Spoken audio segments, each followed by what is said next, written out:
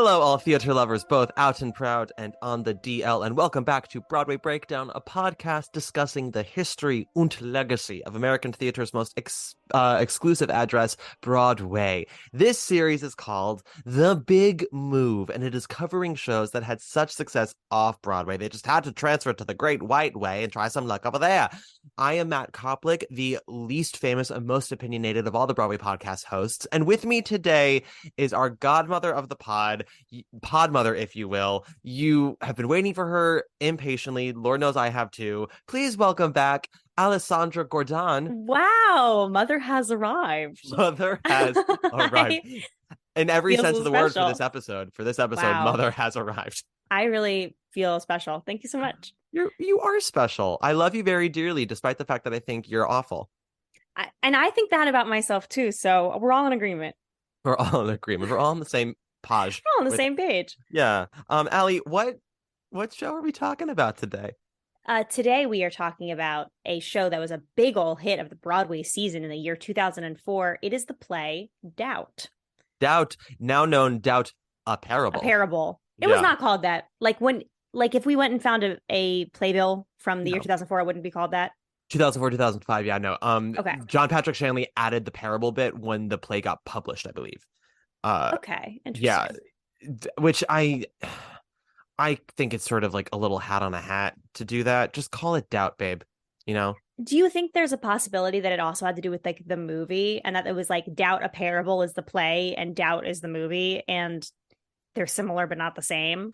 Honestly, kind of maybe, because when you look up Doubt online, Doubt the movie comes up. I know. Yes, you have to write Doubt a Parable to get the Wikipedia page for the play. So maybe. Yeah. Like and how it's like Moonstruck, parentheses, a parable. Moonstruck, a parable. A warning. Working Girl, a fable. It's just, and we should just start adding those tags to all of our favorite things. Just, I mean, John Patrick Shanley actually didn't. What's it called? Have a subtitle? Outside Mullingar. Didn't that have a subtitle too? Did it? It was like Outside a fairy tale of the real life something. Outside Mullingar, an erotic fantasy. Yes. I don't know. I cannot tell you a single person who saw Outside Mullingar. Me. I saw Outside Mullingar. Yes. Why? Because I saw a video of Deborah Messing doing that accent and I went, I need to see this in person. And so I did. Yeah, I remember that most of the talk about it because it was Deborah Messing's Broadway debut, and that was big news because Will and Grace had been off the air for like 6 years at that point. So she was doing some TV show before this. So she was still famous and in the trades, but she wasn't at the height of her fame. So everyone's like, well, let's see what this is. And it was all the talk was just about her accent. I mean, it was noteworthy. Yeah. Was that a fair thing to say? As noteworthy as Annalee Ashford's accent in Kinky Boots? I'm so sorry. I can't open the door and talk about Annalee Ashford, or we'll talk about nothing but Annalee Ashford for the next 2.5 hours. You can't invite me to swim in this pool. I won't get Annalee out. Ashford, a parable? I can't. Annalee Ashford is Sister Aloysius in Doubt a Parable. Can you imagine? That Honestly, would be I can. So funny. I will do what needs to be done. Yes, that's exactly what she would do. We are not completely on the exact same page about Annalee, but we are on the same chapter about her. Sure, as long as our thumbs are somewhere in the same section of the book. We are in the same book. We are in the same chapter. You are probably 6 pages in, whereas I'm on page 1. Okay. Yeah, but it's fine. It's whatever. So maybe we should talk about Doubt a Parable. Oh, maybe we should. Yeah. So Allie, what is your history with this show? Okay. So this show came out when I was in high school.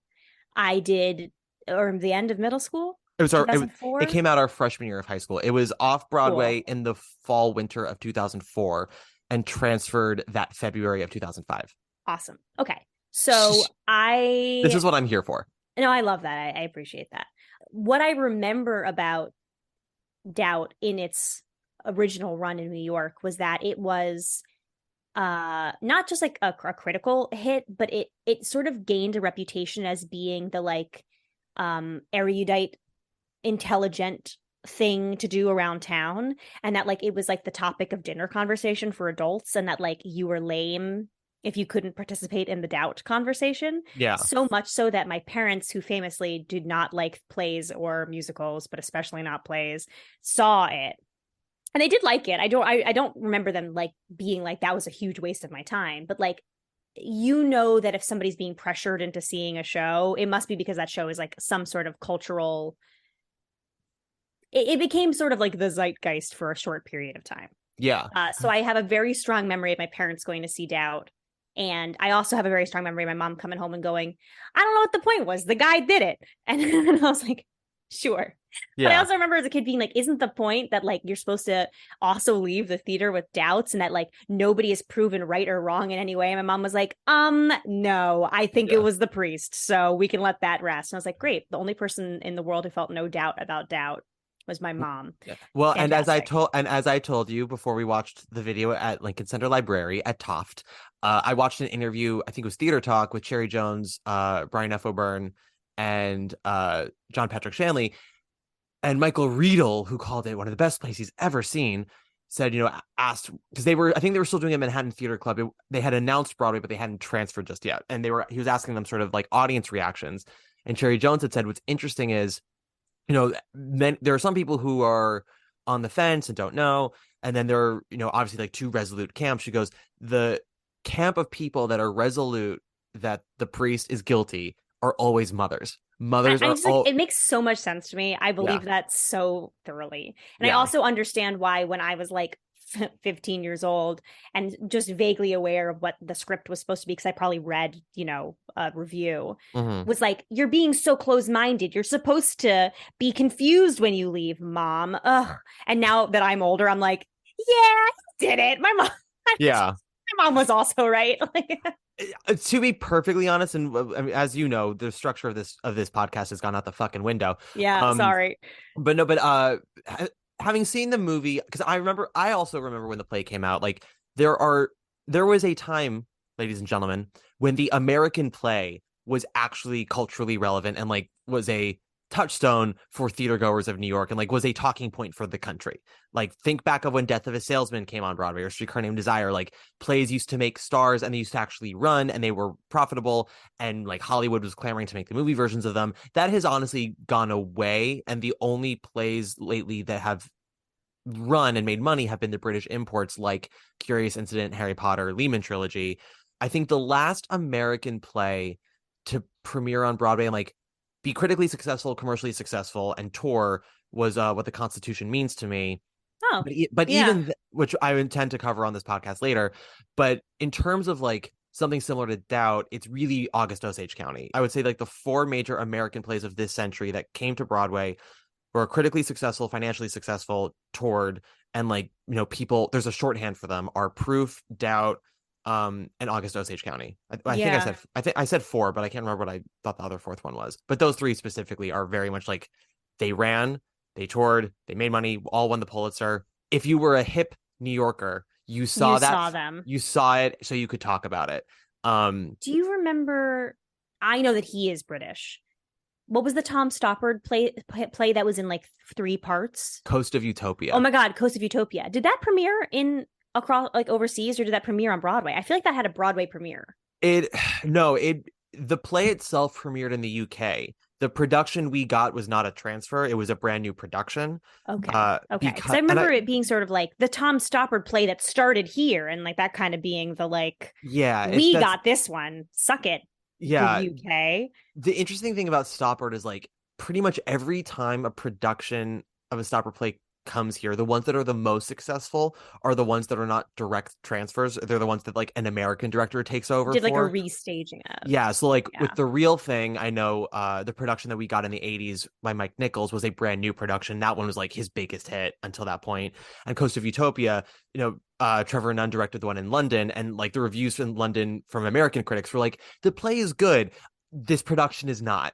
And Hmm. so when Lincoln Center took it on, they're like, Jack O'Brien, like you do what you want to do. So and the other thing about that production was like, it was because it was so huge, it had a whole slew of different designers. So it had like three separate set designers, three separate lighting designers. Right. And there were marathon days, there were, all this other stuff. And then I remember it was very controversial when Charles Isherwood wrote a piece like a month into the run, and he was like, I'll admit it, I was bored at Coast of Utopia, which was like something you were not allowed to say. You were Right, because considered it was dumb. that was another big cultural moment. Like Coast of Utopia was another, like, if you don't see it, you must not be cultured. Don't you Yeah. want to be able to keep up with the dinner conversation? But I guess I was also saying, like, I sort of remembered a weird, like, American Broadway ownership over it. Yeah. And I guess what you're saying makes sense, that we like restaged it better Yeah, we did. here. And so we were like, well, this one's the American one. Yeah, but it happens all the time though. Like it's why like there's the British fetishization of American works, and like there's when a British revival comes here of an American work, it's always with the clout of we did it better. And it's the same thing like when Americans stage a British play for the first time and do it so well, we're like, we did it better than you. So like Coast of Utopia, real thing. Right. Most recently, like the Death of a Salesman revival that came over came with the air of the British did it best. Then again, I saw that production and I don't think they did it best, but hey, here we are. Um Doubt though, yeah, I'm like it came to Broadway with that energy of like this is the thing, and in a season that also like had Spamalot that was kind of running around being the big hit of the year. Yeah. Spelling Bee transferred that year as well, and like that had a lot of buzz to Atlanta. The Piazza was sort of everyone being like, what's this weird musical that's half in Italian?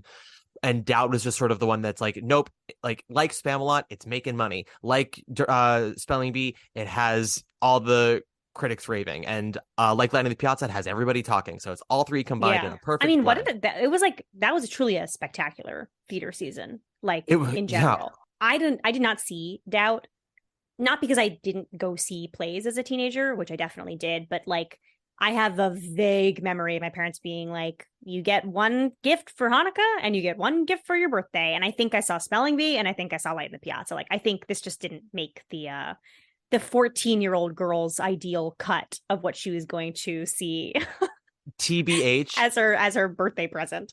TBH, you picked right. Those are absolutely the right things to see. Yeah. Also, I mean, also, like, I've now seen scenes from Doubt in my acting school career, 4,000 times. And it is certainly deserving of its like you were saying, proof. Like, it's like deserving of that status of the like quote unquote great American contemporary play that has such strong scene work and such indelible little characters that like it becomes acting school fodder for eternity. Like, we'll never replace these scenes being handed out to sophomores ever. Yeah. And you sometimes forget how good the play is when your last memory of it was like a classmate of yours like stumbling through it and not really understanding the weight of it. Yeah. That when we went to go watch this, to me it felt like I'd never seen Doubt before. Like, genuinely. Like, even though I knew exactly what was going to happen, I probably could have scene by scene given you a summary of the scenes in order, because I've seen scenes from Doubt so many times. I genuinely felt like I'd never heard the words before, because like you forget what it's like when you see truly fantastic actors take on the script. And it's amazing. And it is like absolutely as good as everybody says it is. It's so fantastically and tightly written with really memorable, very different characters. It's great. It's great. I'm gonna counter you a little bit. I think it's very good. I don't think it's great. Oh, I like was prepared to be like, yeah, it's Doubt. And after we went to go see it at that theater for at the Lincoln Center library, which was very fun, by the way. Matt and I used to go to Lincoln Center Library to watch shows all throughout high school. This felt very nostalgic. I really appreciated it. Yeah. I was watching Kiss of the Spider Woman. That's a great memory. Oh, when are we gonna talk about that on this podcast? It's my favorite show. I love it. Wait, so I was watching it, and like the cast is a cast of proud weirdos, which I love, because like it's like I guess I thought I was being unprincipled by talking about what I was talking about before, but actually it all ties back. When you see an actor who is so good and so relaxed and so in control of their craft, you realize that the mark of a truly great actor is that they start to kind of make their characters Mm. fucking weirdos. And everybody in Doubt is a very strange character. They are like unusual people portrayed unusually by confident actors. And that is the thing that I missed every time I've ever gone to see Doubt or ever seen it in like a student production or a college acting class, which is that they get boiled down to these really sort of base level characteristic, which is that like Sister Aloysius is cold and strict, and Sister James is flighty and young, and the priest is a real creep and kind of a bully. And that's what ends up happening. And then you go, oh, that's a fine show. I understand that. Cool. And then you go see, you know, Cherry Jones do it. And you're like, oh, she's not just a weird, strict, cold woman who spends her days in her office. She's like this loving and exacting presence who doesn't know how to, who like through the trauma of her life has no idea how to produce warmth. But to her, love is manifested in the form of protection. And she is actually an intensely loving character. But you wouldn't know it unless you spent an entire play with her. Yeah. Cool. Amazing. Like that's the level of, that's the thing that I experienced for the first time watching Doubt with you, watching the original cast do it. Yeah. No, so I don't want to sound mean. Like I enjoyed watching it, and I knew I was going to like the play more watching that video with you, because am I going to sneeze? No, unfortunately not. The thing I didn't really mention yet on this episode, but I do think I mentioned it when you and I did the National Theater episode, was the season of Doubt. I did not see it. I had read it towards the end of the season, and I had seen The Pillowman. And I remember seeing The Pillowman going, I can't imagine anything actually being better than this. Mm-hmm. So like, and I was really annoyed that the conversation about Doubt was that it was so unimpeachably brilliant that nothing could touch Doubt that year. Like what I felt about The Pillowman, everyone else was saying about Doubt. And I was like, I remember being like, I could see a world where Doubt is as good as The Pillowman. You cannot tell me that Doubt is better than this. And cool. I get that. I mean, look, to speak about, this has all been very weirdly cyclical. The same year as the Coast of Utopia nonsense was the same year as my favorite play that nobody knows or likes, Coram Boy. And it was the same thing where no one saw any play in New York City that wasn't Coast of Utopia. And so nobody saw Coram Boy. And so it closed in like 4 days. Yeah. And so to me, it was that same thing of like, you are the big bully on Broadway who's taken all the press. So like, I understand the impetus to be like, no, my thing. Yeah. Why isn't anyone paying attention to my thing? It's also not the show's fault. It's the cyclical hype machine of Broadway, of when the community decides that one show is the thing. Right. And then you can't go against the machine. Yeah, there's no stopping it. It's the Hamilton syndrome, right? Like, I will always get on my soapbox and say that Shuffle Along deserved choreography over Hamilton.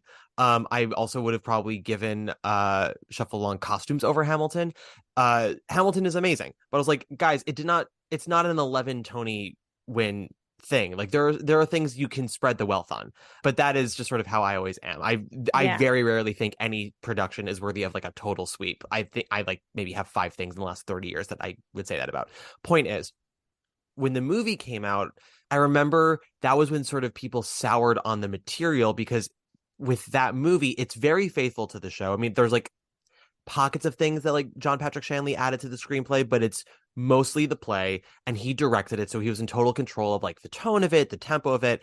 And everyone was like, this is how you see your material. Like, it's coming off very melodramatic and kind of stilted. And Meryl was riding high because she had, Devil Wears Prada and Mamma Mia, and she was becoming a box office draw again. And it was the whole, like, what can't Meryl do? And I remember with the Doubt performance, the talk was sort of like, she's good. She's not great, but she's good. Yeah. Then most of the talk was about Viola Davis and how she kind of stole the movie. Oh, for sure. Which she absolutely did. I will say, watching the play with you, I was surprised at how there is humor in the movie, but so much of it is removed from the stage show. Like the stage show has a lot more laughter in it than the movie does. And well, I also think it's because they're weirdos. Like, yeah, I like the way that Brian F. O'Byrne plays Father Flynn when he finally turns on his anger, when you see him genuinely furious and exerting his status for the first time, it's shocking because he plays him as kind of this like lanky, strange goofball Yeah, who like I'm one of you. yeah, he's kind of playing like young cool teacher who like is happy to be at the butt of a joke, and like when he's doing his sermons he's doing funny voices and accents and stuff, and you like fully understand why he skates under the radar, Mm-hmm. if that is what he is doing for so long and so successfully, because he doesn't play him like a weird lascivious creep. He plays him like a charming Bronx weirdo. And then when he finally raises his voice, you're like, oh, right. You have a lot of power and you're happy to wield it, which is how you get away with what you get away with for so long, which is that like you know when to strike and Yeah. when not to. There's It's great. But like when stuff like that gets removed, God love her, because I really do adore Amy Adams. So I don't want to be one of those people who goes down on record for being like anti-Amy Adams. I really love her. But like I really think her performance in the movie of Doubt is like unsuccessful yeah. because she's just kind of playing this like wide-eyed, sweet, impressionable young woman, which is like certainly not a misread of the text, but like is missing a certain something I didn't have words for until I went and I saw what's her name? Heather Goldenschmidt? Something I'm looking it up Heather now. Goldenhirsch. Heather Goldenhirsch. Yes. She is so weird. Yeah. She is the weirdest woman who's ever her as Sister James. I'm sure she as a regular person is not weird, but I'm saying her portrayal of Sister James is the weirdest lady. She is like fidgety and inward and loud and has the strangest accent and voice, and you're just like, oh, I see in you a woman who is a little lost and is also like the kind of person who would take their, what is it called, you take your vow, you take your sacrament, what is it when you decide to become a nun?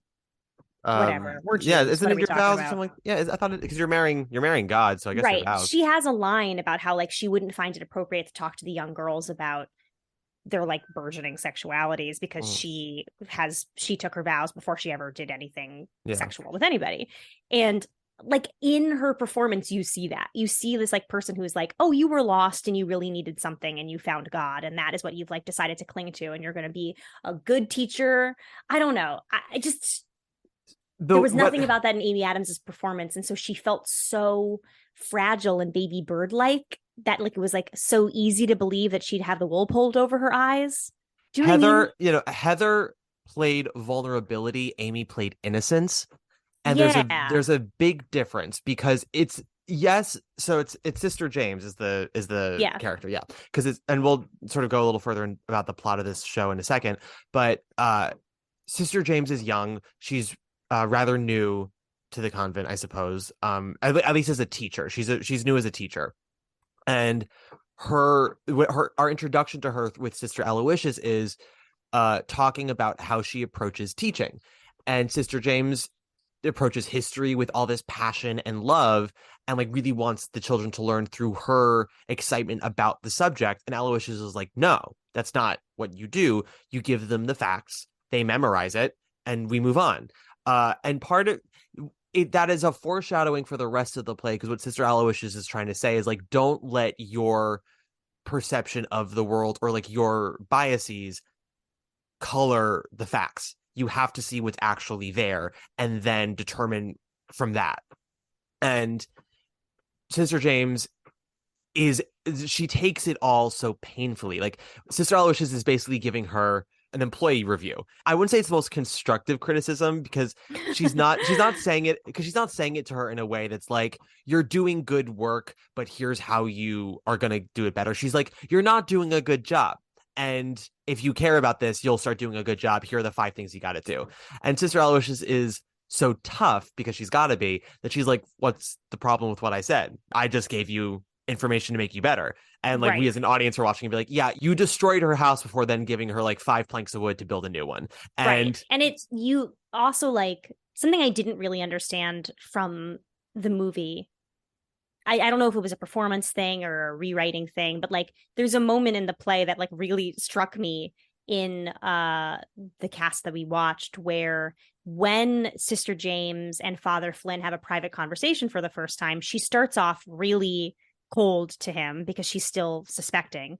yeah, He sort of weasels his way in and gets her to like open up about things that make her emotional, which are mostly her kids. He like turns her vulnerability against her. And then she breaks down and is like, I don't have the same relationship with them that I used to anymore. I don't feel like they trust me anymore. And Sister Aloysius has completely destroyed my love of teaching. And it's like, oh, he's so smart.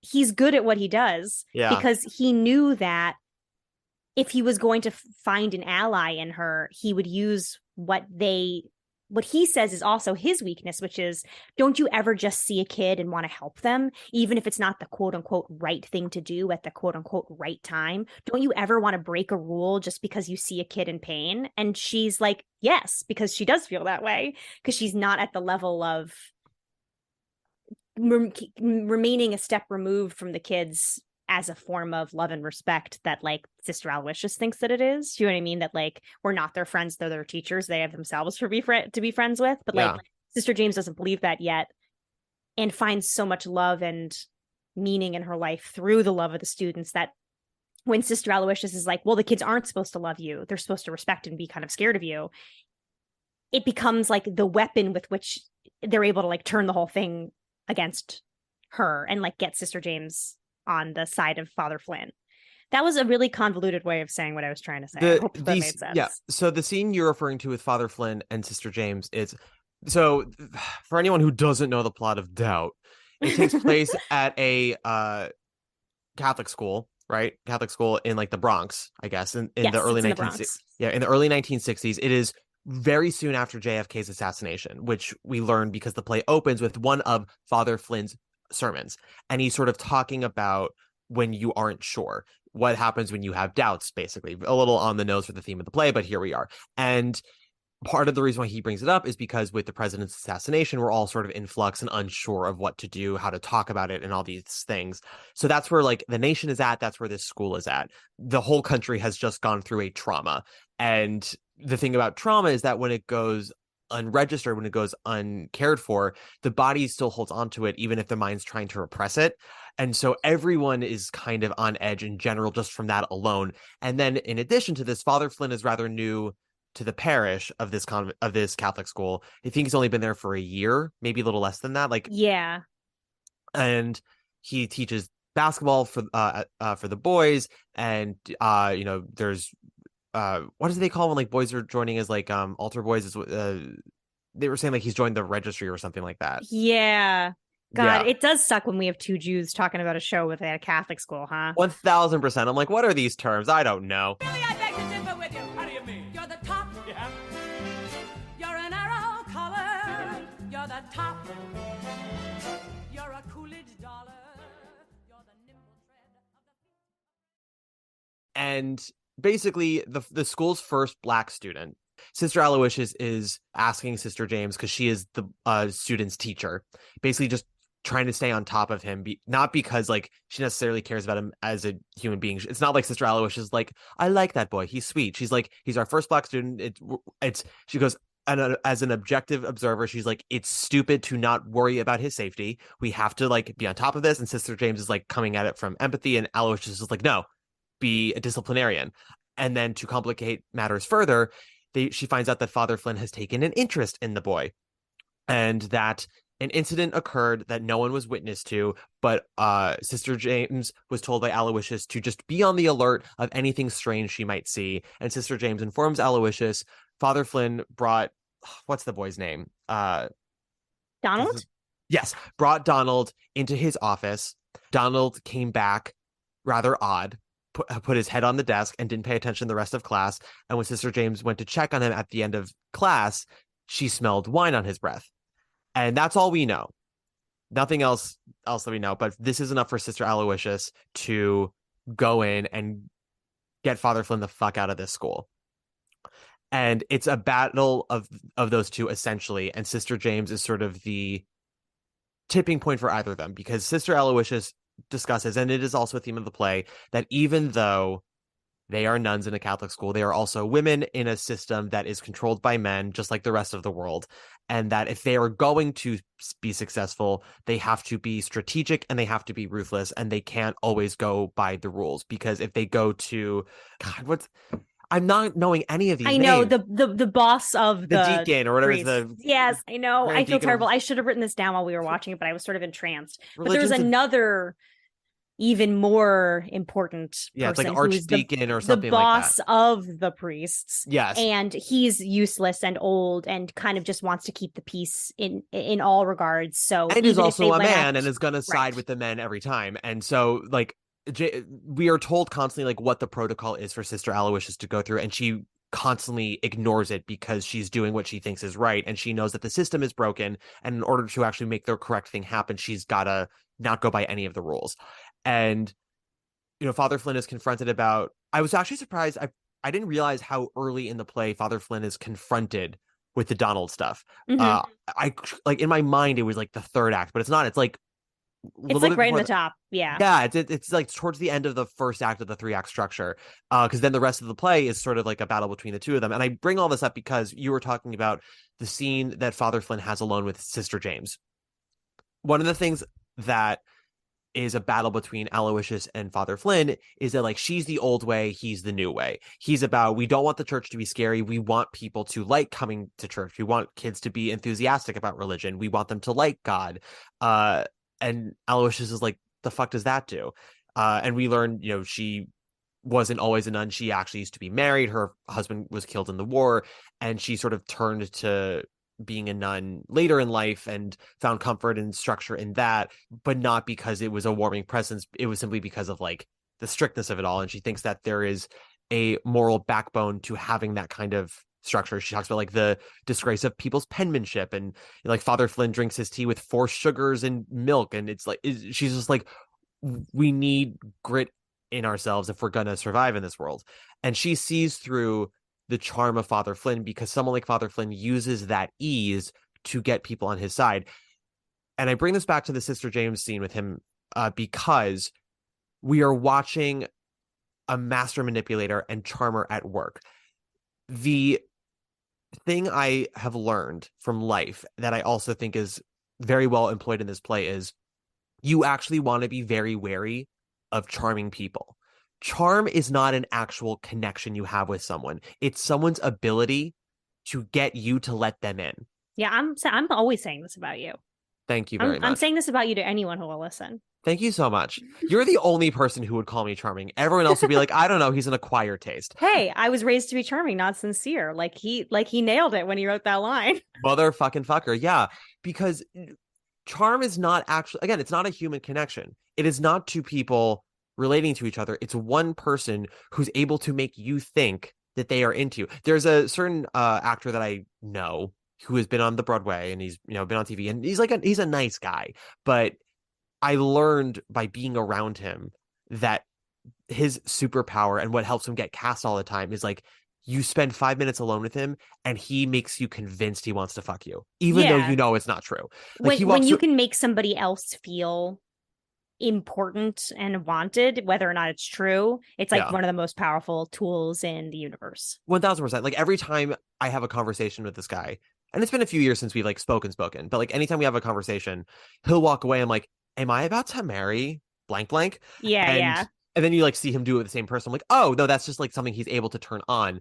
And so, like, Father Flynn is not connecting with Sister James. He is making her think that they are connecting. And he, as you said, like, he finds the thing that matters most to her, that she's super vulnerable about, which is her joy of teaching and her connection with these children, and her not her innocence, but, like, her desire for good.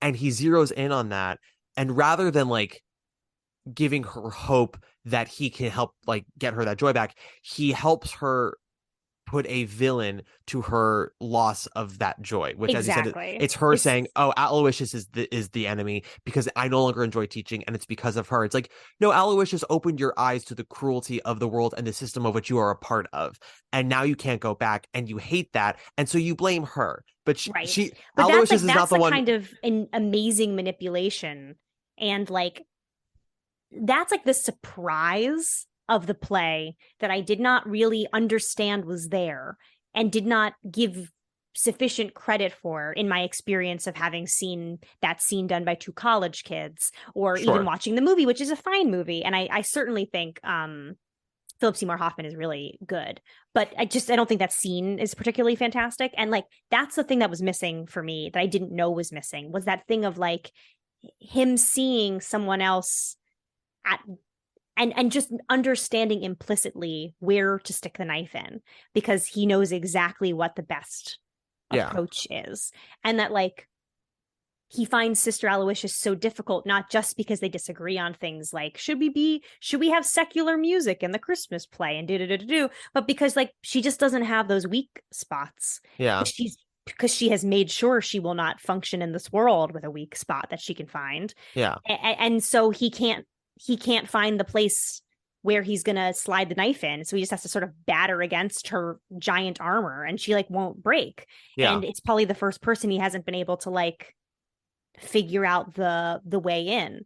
And like, you know, when you think about Sister James again in this performance that I really loved of this like very odd bird, this strange woman who is like moves strangely and talks strangely. Yeah. She's a lost child essentially in her own right. Like she's but it's sort so of fun. sort of, like you under yeah. I'm like I love her. I want to know more about her. I want the whole backstory. She's not playing Snow White. She's playing like she's playing a weirdo from the Bronx. She's playing like this like tough gal who decided to go into like religion, and like you can see the vestiges of like a kind of like a rough and tumble kind of weird gal who like, you know, cut her teeth in the Bronx, but now has decided to like turn her life towards like teaching and God.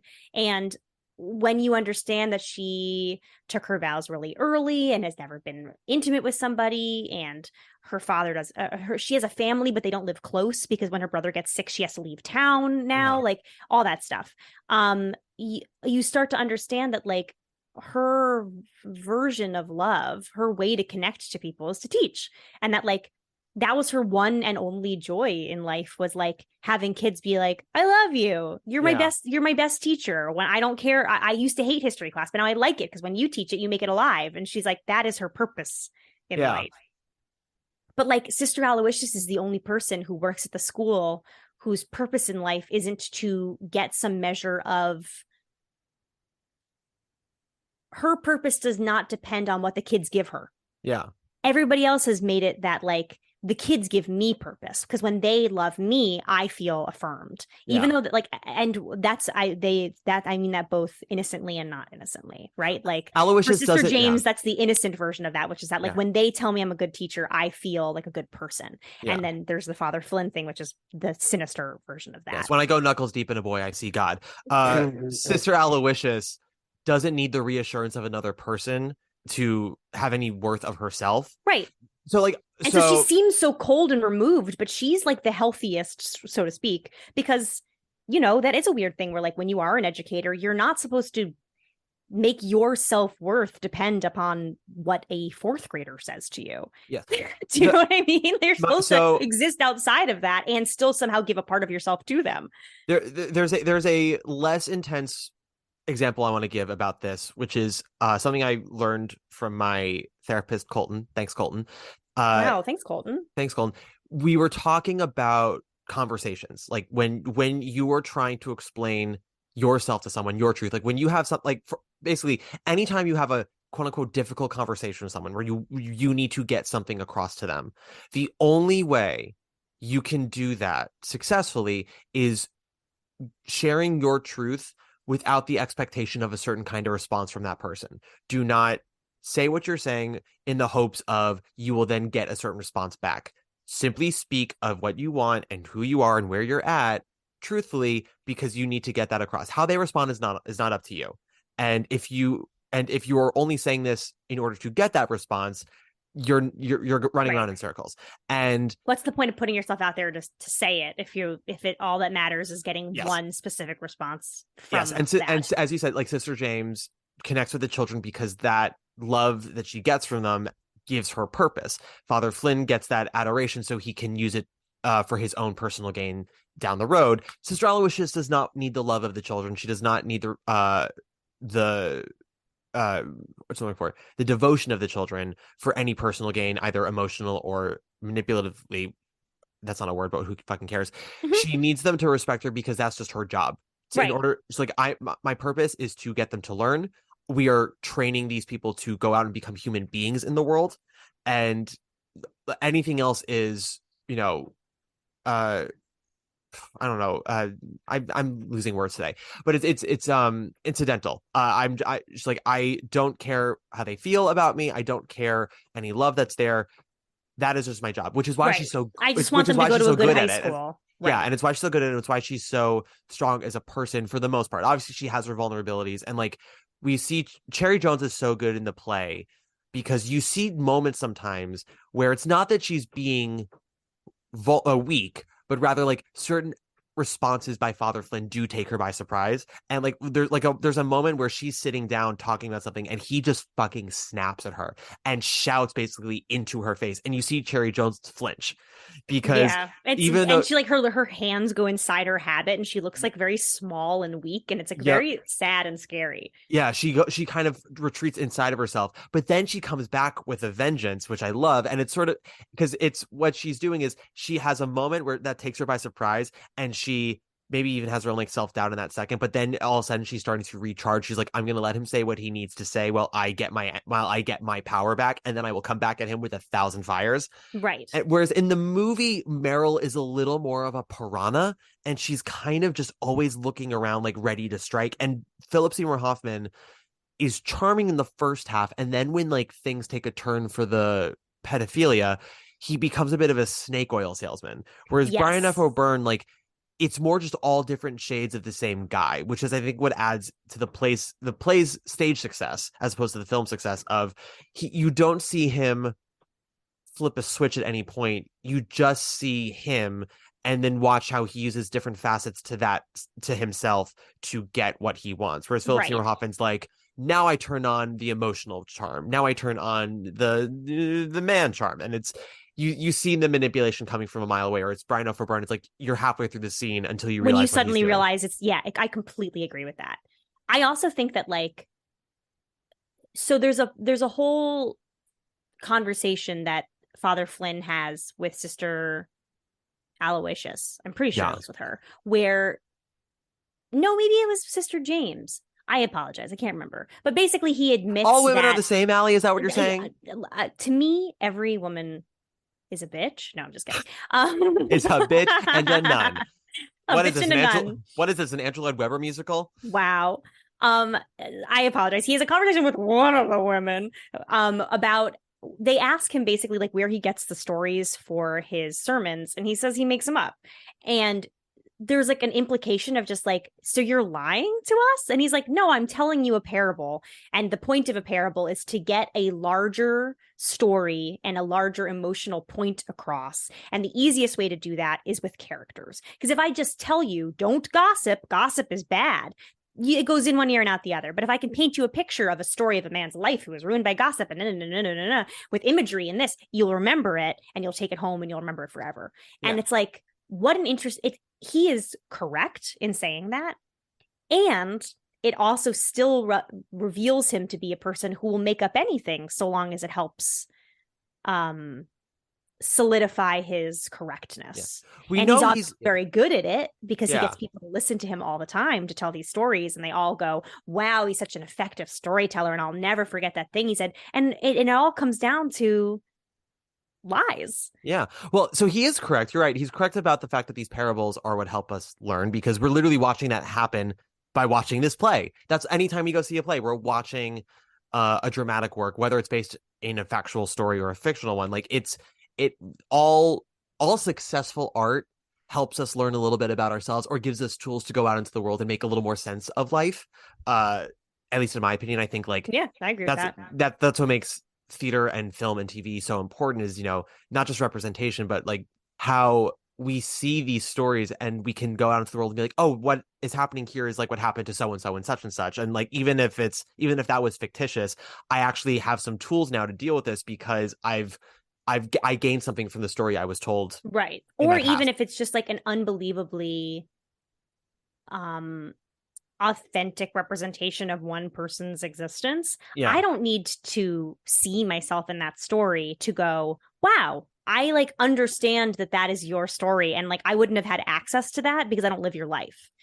Do you know what I mean by that? You literally just described empathy, Allie Gordon. That is but what I mean is I just really hate when people are like, well, that's not my journey, so I can't connect. I'm like, that's what I'm trying to say is that like it's not even just empathy, because empathy is step one, right? Empathy is like just like you should have it, please. You should. And then like step two is this thing of like, no, a good story has to appeal to everybody. Everybody has to see themselves in your story, or else it's not a good story. And I'm trying to say like, no, I fundamentally disagree with that, because when I went to go see A Strange Loop, I fucking loved it and went back and saw it again like immediately. But it wasn't because I saw myself in the story. It's because somebody got the opportunity to unbelievably authentically say what their complications were in life. And I was like enamored by the storytelling and the humor and the story that is not my life, and I never will be. And so I got to like have this fantastically told window into somebody's soul and psyche, and I like feel empathy for the character, but also like, thank you for showing me your fucking truth. I don't have to go, the part of that I related to, it's like, who cares if I fucking do? Thank you for showing me something that is real to you. Also, like, why should That's I care also art. Why should I care about what you related to? Who the fuck are you? What's your journey? Right, that's so exactly. special? And what makes me so special that the quality of a show is being good or not is whether or not I could see myself in it. Like, who gives a shit? But this is all to say, yes, he is correct about how parables work. But you are also correct in the sense that he is lying because he is presenting these stories as truth. He is not saying, let me tell you a story I came up with the other day. He's telling you, like, let me tell you a story I heard the other day. Right. And this really happened. And you should feel bad about this man, because this man who's totally real had his life ruined by gossip. And I swear to God, this totally really happened. Yes. It's like, but it didn't really happen. It didn't really happen. You just want us to have sympathy for this fake man so we can have sympathy for you. Yeah. And it's all these details about him that, again, and so when I say, like, I think the play is very good, not great, I'm not trying to knock it down. I do think it is a very well structured, tightly written play.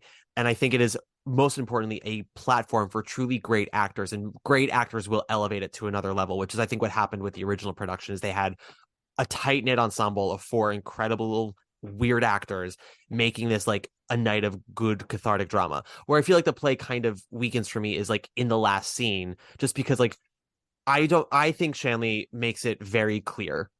Just even if people have their doubts, I'm sort of on the side of your mother, Allie, where I'm like, you cannot explain to me in any way how the play sets up doubt by the end. It's just, there's too much that's been said and done that it's like, no, there's no, human behavior has taught me that he did it. Everything that he has said and done up until this point, how he acts after the fact, what we learn at the very end in the last scene, I'm like, no, even if anything is all circumstantial, it's still if it's too many coincidences in a night, chances are it's the thing. I mean, so plot wise, and I guess skip it if you don't want to know how Doubt ends. Sister Who doesn't Aloysius, want to know how Doubt ends? Wow. Sister Aloysius gets another private meeting with Father Flynn, where she intimates that she had called a nun who worked at the school he worked at last. Yes. And he gets really furious because he's like, you're not supposed to do that. That's not the point of order. You're supposed to call the bishop. Yeah. And she's like, well, I didn't call the bishop. I called a nun. And she told me everything I need to know. And he's like, what does that mean? Like, what did she tell you? And she was like, she told me enough. She told me everything that I would need to know. And he says, which nun? Right. It's very, he's not even like, because his tone isn't like, who did you talk to? Like, who would lie about me? He's like, which nun did you talk to? And she's like, I don't need to tell you that. It's not your business. Yep. And he's like, what did she say? And she's like, I don't need to tell you that. It's not your business. Yep. But it flips him out enough that he requests a transfer to another school. Yes. So he to also got Sister transferred Aloysius, he also got that's transferred to enough. this school is the other thing. Like he's been transferred Right. twice. And I think he's actually been transferred more than twice. I think she says he's been transferred like 3 or 4 times. I think she said 3 times in 5 years, which Yeah. is that's like we're talking like every Every 14 other year, months. basically. Yeah, Yeah. every 14 months he gets transferred. And Aloysius even says, I think in like scene 3, because after she tells Sister James like keep your eyes open for anything weird, and James tells her like Donald came back from the rectory, which I am such a sick person because every time I would hear them refer to it as the rectory, I'm like, I'm sure Donald just came back from the rectory. Because My God. with We shouldn't be doing this. no, You should not have, you should not have let 2 Jews be like, yeah, let's do doubt. We totally understand this. We're going to be extremely sensitive. Like, listen, Allie Gordon, I was groomed in high school, so I absolutely can talk about this play, but I am not an African American child in 1960s Catholic school getting finger blasted by a long-nailed priest in the rectory. oh my So God, don't bring up the long nails. he has that's the honestly does have that's long the thing nails. that's It's traumatic for me. canonical. They talk about how Father Flynn has these like slightly long fingernails. So I'm always just sad for Donald. I'm like, what must that have felt like with the long nails? I'm so sorry, Donald, that was your first experience. I can't do this. Well, we have to talk about his mom. I'm tapping out. No, we have to talk about his mom at some point because it's important. But Yes. But yes, as you said, so when James tells Aloysius Donald came back from the rectory, he was odd. He had alcohol in his breath. Aloysius says, "So it's happened," and we are led to believe that it's happened once before, and most likely Aloysius was not able to get the result she wanted from it. So this time she's like, she is Top Gun Maverick. She's taking that rule book, she's throwing it in the trash, and she's doing what needs to be done to protect the child and protect the school. And as you said, eventually she gets down to brass tacks and intimates that she called the other school, talked to a nun, not the bishop, and she heard all she needed to hear, and he transfers. And then the next she scene, never confirms what she heard or whatever, and then it turns out she actually didn't even call us past school. But the fact that he acted the way he did when she confronted him with that information means there's without a doubt in her mind he is guilty, because if there wasn't anything to cover up and it didn't matter who he talked to, then why would he transfer schools off just merely the idea that she had talked to somebody from his last school? But then she breaks down and says, I have such doubts. But I don't think it's that she has doubts about him. I think it's that she has doubts about like the world and her function within it and what people in power do. I don't know. These are new things also that I also felt like when I was seeing these scenes performed in college or reading this script when I was in high school. When she says I have such doubts, I always took it to mean like, oh, she was so confident, but then in a moment of weakness, does she really believe all the things she believes, or does she really have doubts? And now I'm like, no, she hated that guy and he needed to go and she knew it. The doubts are about like the world and God and men and power and the religious structures that have given her life meaning, but are also these institutions which protect the people who don't need to be protected and leave vulnerable the people who need to be protected. Like 1000%, yeah. That's I don't know. Maybe I'm stupid for saying what is obvious, but like I didn't know that until I saw this production. I think that's how Cherry Jones played it, which is why you and I walk away with that, because the way Meryl plays it in the movie, it does feel more like she's got doubts about what her actions. Yes. Yeah, totally. And the fact that that's how a lot of people interpret it just from reading the text, I don't know if that's a Shanley thing. I don't know if that's just an us thing.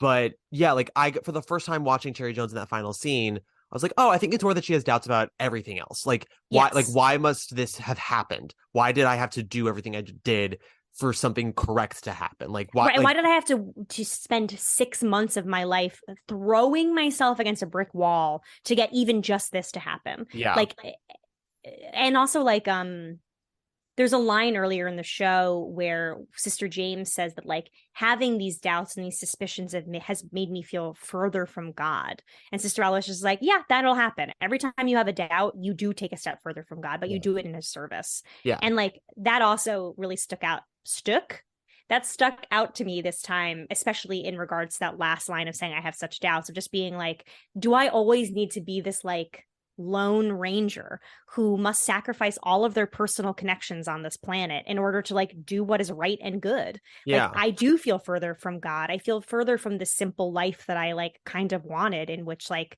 I have a religious society that gives me like purpose and meaning and community, and instead I'm like the lone wolf. Yeah, but I think it's the godly thing to do. The irony is that the easier thing is usually not the right thing.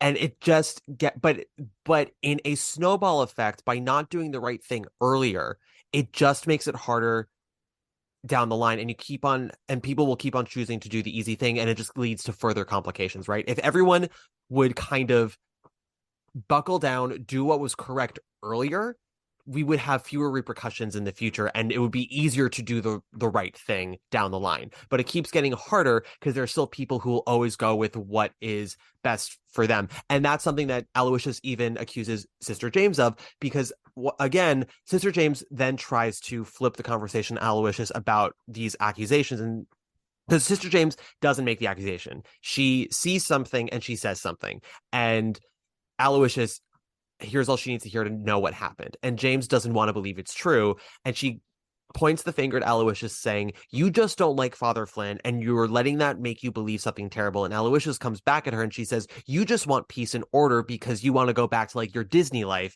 rather than understand that terrible things happen in the world and in this school, and it's up to us to fix it because no one else will. Right. And they're, in a way, they are both right. Would Aloysius be so easy to jump to this conclusion if she didn't already dislike Father Flynn? But then what we learn is, he says, like, what made you so certain that I was a bad person from the get-go? Like, before this, like, you didn't like me before any of this ever happened. What was it that did it for you? And ultimately, it's a lot of tiny things that makes Aloysius understand. It's like, it's the small things that you have to keep an eye out to go like, that's weird. That's weird. And the inciting incident for her was also a small thing. And she says to him, it was the first day of school, and you went up to one of our young male students and like, I guess, like, touched him on the knee or something. It was his wrist. He like touched, she like grabbed his wrist and she like jerked away in a very immediately, like, he didn't just like jump. He like threw it away from him. That was just like this kid's gut impulse from being touched by this man. And he's like, what the fuck does that mean? That's nothing. I took him by surprise. I just touched a guy. I touched a student, and he got defensive and was taken by surprise. And she's like, no. She's like, and you and I both know that it's more than that.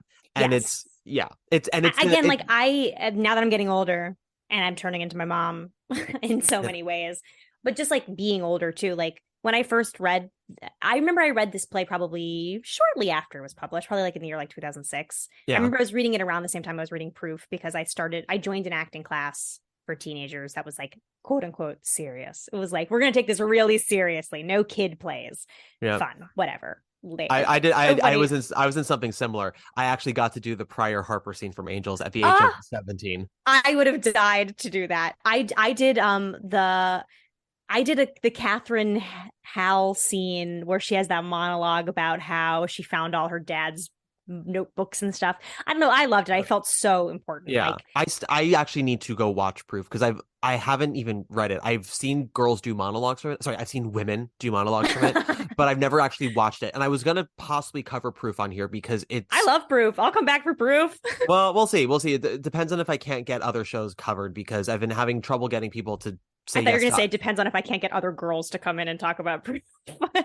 No. Well, I originally wanted you to do What the Constitution Means to Me, and then you did a hard pivot and you're like, let's do Doubt. I was like, okay, that sounds like more fun anyway. Well, okay, full disclosure. It's because I was thinking about Philip Seymour Hoffman, because we have just passed his the anniversary of his passing. Like the date was around there, and I saw a video of just like clips from his performances. It basically made to be like, look at this unbelievable, indelible mark on acting. Yeah. And there were clips from Doubt, and I was like, let's watch Doubt. That's how I ended up here. Like, let's do some Doubt. But that said, like there are certain shows that I'm trying to cover, like for colored girls, and oddly enough, Once on This Island, that like no one wants to touch. And Once on This Island's like the best show of all time. Well, I have a lot of white guests who are like, I don't think that's right for me to cover. I'm like, it's written by white people. Like it's fine. And it's like not really about race. It's the Little Mermaid set in the Caribbean. Like this, it's fine. It's about trees. It's about a tree. It's about a tree and mosquitoes. But that's to say, there are some shows that might end up getting switched out. I have most of the shows I have covered, but I have like 2 or 3 shows that are finding trickiness with. So I don't know, maybe I'll switch For Colored Girls out and be like, Allie Gordon, come back and talk about Proof. I can do But anyway, Proof. you were saying you were doing the serious acting class at like 16, 17, and that's when you read Yes, Doubt. that's when I read Doubt, and at the time I was like, wow, this play is so crazy because I do have doubt at the end of it. And now that I'm older, I'm like, oh yeah, no, if I saw a kid react like that when an adult touched them, I would have the exact same fucking thought. But that's because I'm older. And like when I was 16, I didn't necessarily have that experience of the world yet. And now, as a person who's like, functioned in the world for 30 odd years, I also know what it's like to get on a subway car and without any provocation go, I can't sit over there. That person's looking at me weird. And I go to the other side. And like my senses are honed in a way that they weren't when I was 16, nor should they be, because when you're 16, you're just fucking growing. And like you're supposed to learn about the world. And it makes me sad when I see students who have those walls up so firmly already at that age, because it means something's happened, which really is sad. And so like I just had a totally different experience reading this play as an older person, because my first experience hearing that all she needed to start this campaign against him was the way one kid yanked his arm back. I was like, oh, interesting. I thought she had concrete proof. And now I'm like, that was concrete proof. But that's totally sold. Like, that's how the mothers of the world, walk out of that show every night and go, he did it. Yeah, because exactly. all the mothers of the world are like, I get that. I see that. Because it's people who have not either experienced that kind of trauma or are not in touch with finding the microcosms to look out for will look at that moment and be like, that's silly. Why would you do that? But those of us who know to recognize the microaggressions, because they ultimately will lead you to a path of greater transgressions, understand like that is something real. For a child who doesn't know this man to have like their immediate reaction be a pull away. I mean, it's sort of like how like bees and dogs can smell fear. Like children who have not really been out in the world yet, but can sense danger. Like that child just sensed something. And what this father does with Donald, the lone black student, is he locates a vulnerable lone wolf with no support system in the school, who's already being kicked and weakened, and he takes him in. And if this were a kinder story, it would be him giving him the tools to grow and be better and stronger and, be able to survive in this school. And it's entirely possible he does give him some of those things. Well, the part that I think is very interesting and was I thought it was a very respectable move on the part of the playwright as far as like adding some complication, is that at first when Sister Aloysius is like, is Donald being bullied? Sister James is like, no. And she's like, he's our first black student. He's getting bullied, whether or not you realize it or not. And she's like, I swear, like, he doesn't seem to have a lot of friends, but he doesn't seem like he's being targeted or singled out. And that's because he has the protection of Father Flynn, because Father Flynn has taken him under his wing. And so the other kids aren't going to go corner him and, beat him up or something like that, even if that's something they wanted to do before, because they know they're getting in trouble with the priest, and that's not what they're going to do. Yeah. So it's this weird two-pronged thing where like he is protecting him in a way. He's also absolutely and totally violating him, but like this kid is in such a vulnerable position that he can seem like a savior to him by offering him this protection. And the protection is real. It's not even a lie. Like, it's not even him being like, hey, stick with me, kid, and I'll make sure kids don't bother you. That's true. It does come to fruition. He does, quote unquote, protect him from this possibility. Did you see or read How I Learned to Drive? Yes. Okay. First of all, incredible play, one of my favorite Pulitzer winners of like the last 40 years, but I connected very deeply to it because the relationship that Lilbet has with her uncle is very similar to the man who, groomed me in high school, in the sense of like, it is a person who's older, has some authority, who recognizes your isolation from the pack that you're in. Like Little Bit's family does not get her. None of them read. They're not intellectuals. And they're able to say that you are special, and they're able to say and not only, that you are not being appreciated in the right way, and I can appreciate you in the right way. But also gives you things that actually help you. So like with Little Bit's uncle, he like gives her books to read and helps motivate her to apply for college and like all these things that help her grow as an adult, which adds to the complications of the trauma and the violations because they're both tied to one person. And it's like, well, I do have all these things that I'm grateful for that have made me a better person, but they're also tied to things that have stunted me in a lot of other ways. And so yeah, with Donald, he gets the protection from Father Flynn while also having a major violation happen to him. And he has no support from anywhere else because, as we learn from the scene with his mother, so Aloysius calls upon Donald's mother to come into the school, thinking that she will then have an advocate with her to take down Father Flynn. And oh boy, is she wrong. Right.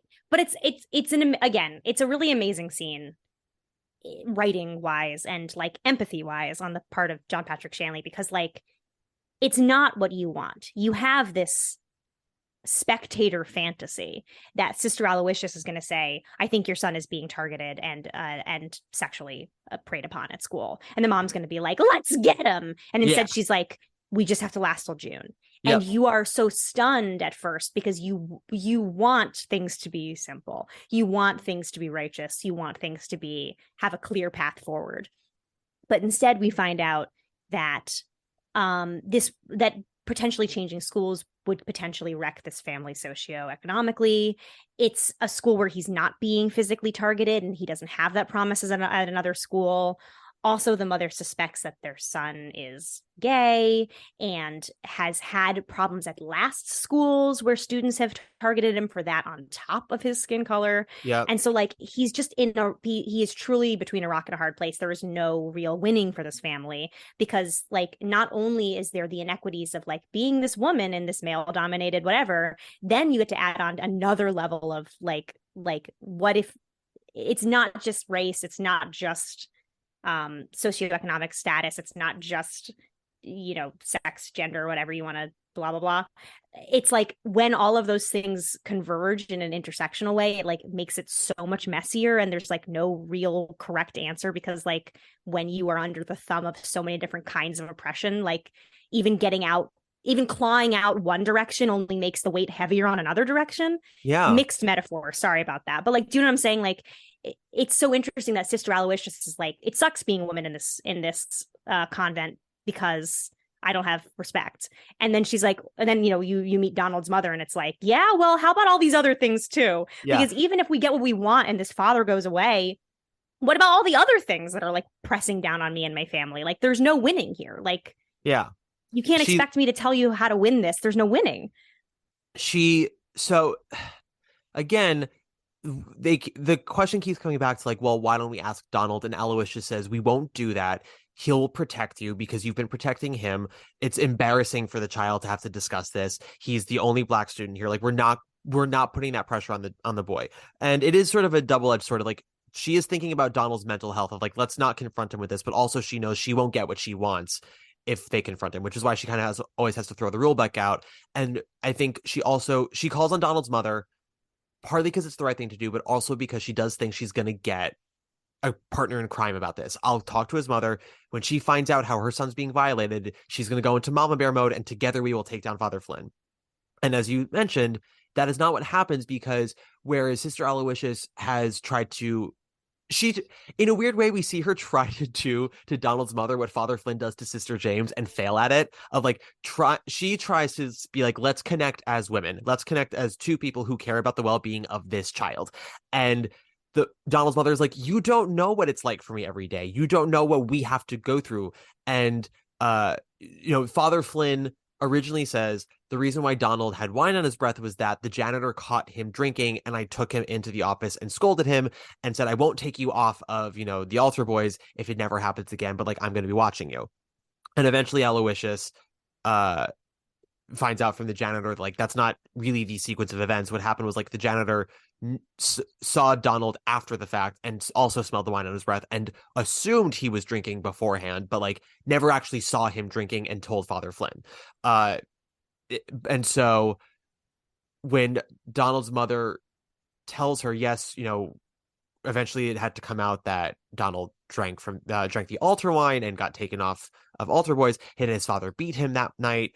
Eventually it's revealed that that's not why Donald was beaten by his father. It's because both of Donald's parents have the suspicions that Donald is probably gay.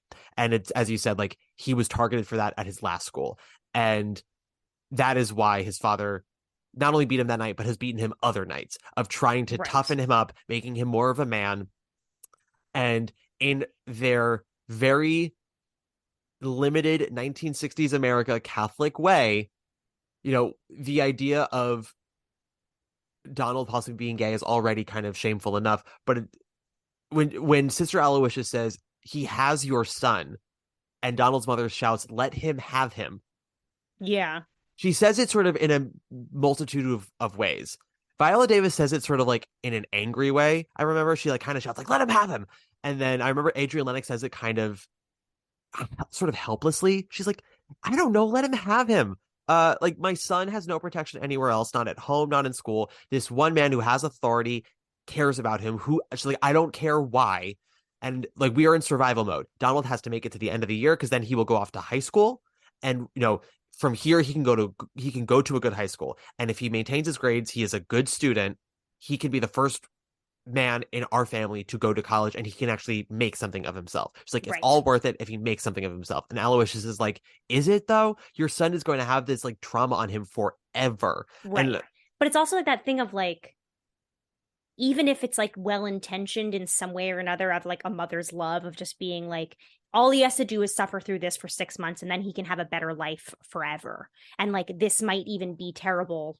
Maybe I can even admit that this is wrong and terrible, but it's temporary because a good life will be permanent. Like, you can understand where like the mother's love part of that comes in, even if you disagree. But then there's also that thing on top of it of like, does she see him being gay as a perversion in like this like Catholic way? Like, does she assume that he and Father Flynn share this same perversion, and so they're actually allies to each other, and it's not a horribly manipulative thing where the priest is completely preying upon an innocent boy who shouldn't be in this position, but that because they're both potentially maybe gay, they like share a thing that she doesn't understand, so it's more mature. Do you know what I'm saying? Like, I'm sure you no, I think I'm it's sure absolutely, you've heard people say things like that before, where like, because they assume, they like equate gay with being perverse, the whole pedophilia thing goes out the window because they're like, no, it's just gay. Yeah. Do you know what I mean? Like that, you forget the power imbalance thing too. Like, it's the same thing as in again, How I Learned to Drive, when Lil Bit's aunt, her like biological aunt who's married to her uncle, is talking to the audience, and her viewpoint is that Lil Bit has been seducing her uncle this entire time. That like, their connection is not a grown man preying on a child. It is it's a broken man and a more mature than she lets on child, having this connection that is wrong, but she blames the victim just as much as, anyone, as everyone else would blame the predator. It's also in Blackbird. I don't know if you ever saw the play Blackbird. Blackbird. I don't think I have. It was Allison Pill and Jeff Daniels off Broadway, then Michelle Williams and Jeff Daniels on Broadway. And it was like a 20-something-year-old woman tracks down this like 50-something-year-old man in his office, and like they go into a conference room in his office when everyone else has gone for the day, and they basically rehash the fact that like 20 years prior, no, I guess 15 years prior, they had a sexual relationship when she was 12, about to be 13, and he was like 35. Mm-hmm. And she was the daughter of his landlord, and they connected, and then they ended up running off together. But then like, he left her because he realized she was too afraid that people were going to find out about what was going on with them, and left her. And then she had to call the cops so her father could get her, and then he got arrested all these years. But when he was brought in front of the judge, instead of getting a life sentence, he got like 3 years in prison, because from all the facts of the story, the judge determined that what had actually happened was that she was more sexually and mentally advanced as a 13-year-old. So even though it was legally pedophilia and statutory rape, Right. he could understand how this Her intent 30-something was blah, yeah. blah, blah, blah, blah. She Totally. was seducing this 30-something-year-old man, and he was weak and vulnerable, and, you know, we will not punish him the rest of his life for this. He will go away Right. for a year or two and then go, and it's like, No, I mean, like, and that's like so real. Like, you can read about that happening anywhere at any time. And this is what Donald's anywhere. mother is kind of implying, which says,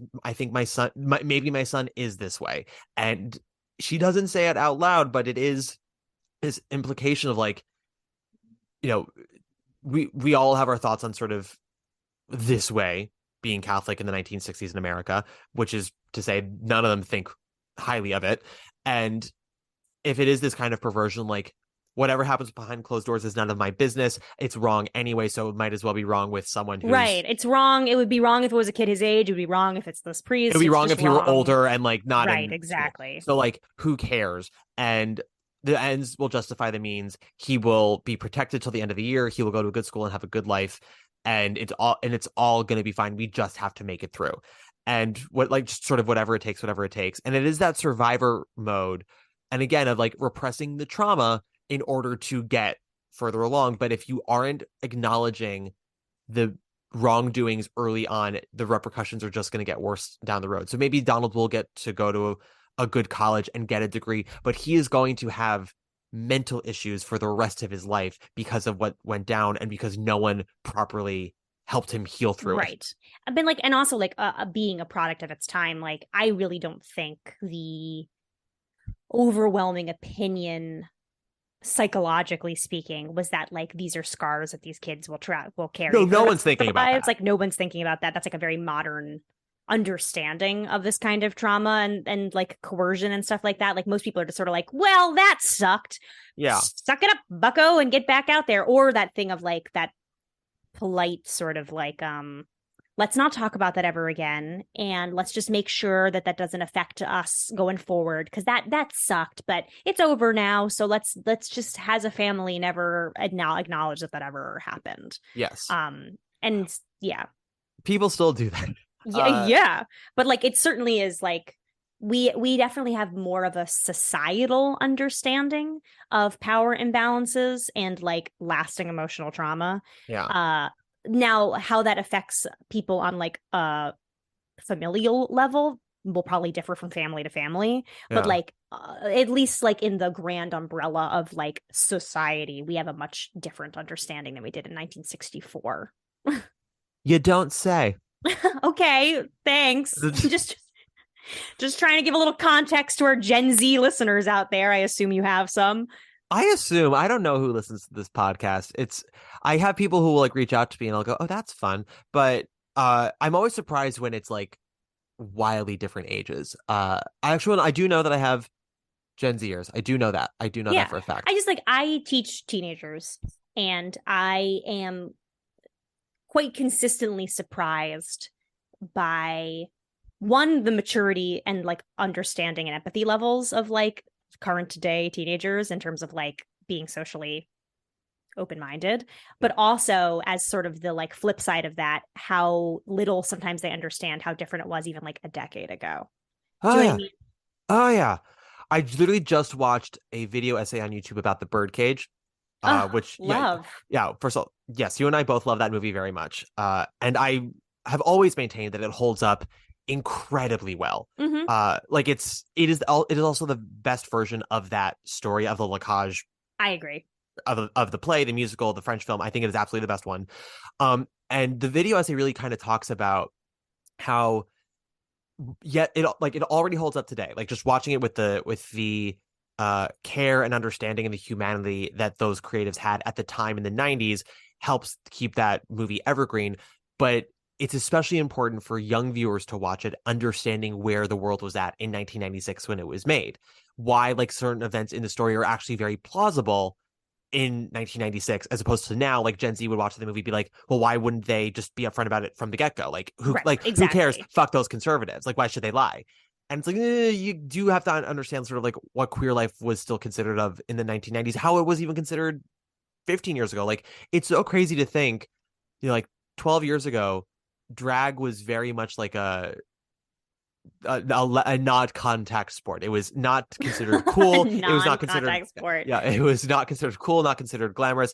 We really can't emphasize enough the cultural impact that Drag Race has had on drag culture. It is now considered a viable career and a pathway to fame.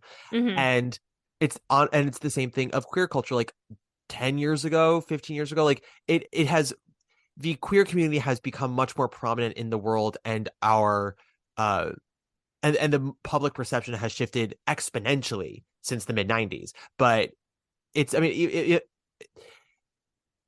it cannot be emphasized enough how works like the Birdcage and Drag Race really do kind of help impact those sort of things. Because at the time the Doubt takes place, there were no such things. We didn't even have The Boys in the Band yet, which came out in 1969, which was one of the first, wow. which was one of the first major artistic works about queer life. And Boys in the Band is not a happy representation. Right. The Boys in the Band is basically saying like, oh yeah, you married people think that, Who's Afraid of Virginia Woolf is relatable. Like, well, guess what? We have our own Who's Afraid of Virginia Woolf. Like, we are just as unhappy as the rest of you. And When did Harvey Firestein write Torch Song Trilogy? Because I know you just talked about it. Early 80s? So Torch Song Trilogy had a 3-year journey. The play premiered on Broadway in, I believe, the summer of 82, maybe Cool. summer of 81, summer of 82. But he wrote the first act. He wrote International Stud in 79. And then, yeah, no, it was 82 because it was 79 was International Stud. 1980 was Fugue in a Nursery. And then 81 was Widows and Children First. And then someone was like, hey, let's put all three together. And that became Torch Song Trilogy. And then that was off Broadway. Then it moved to the Actors Playhouse, I think February of 82, and then moved to Broadway in July of 82. This is a loaded question because Give me that load, Allie. do you feel, here comes the load, do you feel that film was ahead of theater in portraying like the interior lives of queer people? Or No. do you think theater was ahead of film? Theater was ahead of film. 1000%. What about like something like Midnight Cowboy being in 1969 though? Midnight Cowboy isn't really a representation of queer life, and the little bits of queer life that is in there is looked at as a bit of a perversion. Like John Yes, Voight but getting like, don't you feel that at the end of the movie that what you are meant to feel leaving it is that it's not a perversion and that it would have been these men's savior? Like that if they were able to embrace something like this, they would have not been in the situation that they were. Sorry, again, this is a really loaded question. Yeah, But like, I think honestly, it's been a second since I watched Midnight Cowboy, so like I remember just most of the gay men in that movie being referred to as fags, and I remember Bob Balaban blowing John Voight in the theater and then immediately throwing up afterwards. I always was confused as to how that happened. It was because John Voight was simply so hung that it like ruined Bob Balaban's gag reflex. I mean, that is what you're supposed to believe. You're supposed to believe this guy is mega hung. Yeah, and so yeah, Bob Balaban just couldn't handle all of it and had to throw up. I don't know. Perhaps I'm taking this too far off course, but like, no, I don't. No, we'll bring it back to Donald. But no, I don't. I think theater was ahead of film, very much so. I think because with theater, the ball was able to roll a lot faster. Because there's been queer representation on stage, even if it was coded since the 40s. right. God, what's his face? Court jester. Danny Kaye. Danny Kaye and Lady in the Dark is one of the earliest documented cases of a queer character in a Broadway show, even if it's not outwardly said that he's queer. Oh yeah, and also of course, oh my God, the play with the women. Oh my God, the play with there's the like women. There's a really famous lesbian play that. Like, Children's Hour. Thank you. Yes, thank you. Yes, Children's Hour. Like those all started and it all kind of culminated in the end of the 60s with Boys in the Band and Hair being like not mainstream, but like popular works in New York that had queer characters. And then it got even further with the Chorus Line, which became a national sensation and had a very openly gay had a couple of openly gay characters in it, one of whom was sort of like the gateway drug for a lot of straight audience to be like, oh my God, that poor soul. Right. With I that. feel for him. Yeah. Exactly. His family connection. It's I would because you can very much pinpoint all the major stepping stones in Broadway where like queer representation just like added another brick to being an acceptable story for audiences. Right. And Harvey it all Fire, culminated, of course, with Smile. of course, yes, everyone saw Smile and they're The like, pinnacle. I'm gay now. Smile, Exactly. Smile and Evita just turned people gay. But yeah, I mean, like, because then we have Torch Song and then we have the musical version of La Cage, which I don't really think brought much insight into queer culture so much as it just like showed Broadway you can have a gay story be profitable and also happy. And happy. You know what yeah. I mean? That's a big thing because like the point of that is that they are in this healthy, long-lasting relationship that went through a little rocky patch due to all of this crazy stuff. But like at the end, they walk off like hand in hand, song in the sand, reprise. So they're in love. And nobody dies. I'm trying like there aren't a lot of queer stories in theater and also in film that are pure joy. Usually there's like some kind of heartbreak in there, some trauma, but also I think that's because a lot of the queer journey does involve trauma. It's about how you sort of persevere and continue to find the joy. And now we're getting a lot of queer works that are sort of flavorless, which I accept just because like the more stories we have, the better it is. But like, like the Love Simons where I know a lot of people were pissed off that Love Simon came out. They're like, we're not just like you. Fuck off. I'm like, listen, it's good that queer people have our own boring high school movie, Yeah, sometimes I think people need to realize that you need to take a step back and sometimes go, is this bad or am I not the intended audience? Yeah, and I think people don't ask themselves that enough because you might not be a 14-year-old boy. And you might just like need to be like, hey, I talked maybe about you're this... not a 14-year-old boy. Maybe this one's not for you. We're not Catholic nuns. We don't know that doubt is for us. But exactly. I mentioned this in the Love, Valor, Compassion episode, and I'll sort of bring it up again for a second, and then we'll go back fully to doubt. We're kind of coming back around it in the way that, all public perception does like these pendulum swings, but queer audiences are getting a little bit better now at understanding that not every movie or play that comes out has to perfectly represent their lives as a gay man. And thus they don't have to come out and try to cancel it or like have a hot take of like, here's why this thing is problematic. This weirdly comes back to what I was saying earlier of like, my enjoyment of Strange Loop wasn't that it was so universal that, oh my gosh, even I can see myself in this story. I don't. But thank you for an honest representation of your fucking life. I learned something. It was enjoyable. You are clearly making exactly what you wanted to make in a way that was not constrained by some other shitty people being like, I don't like that part, take that part out. It was like somebody being like, this is what I wanted to make. This is exactly what I wanted to say. This is the language I wanted to use, and I wanted to use it in this way specifically, and I'm gonna fucking do it. And that's why like I loved it so much. I like was very moved by it, but not because I was like, I did that too. That's my life. This was for me. Do you know what I'm saying?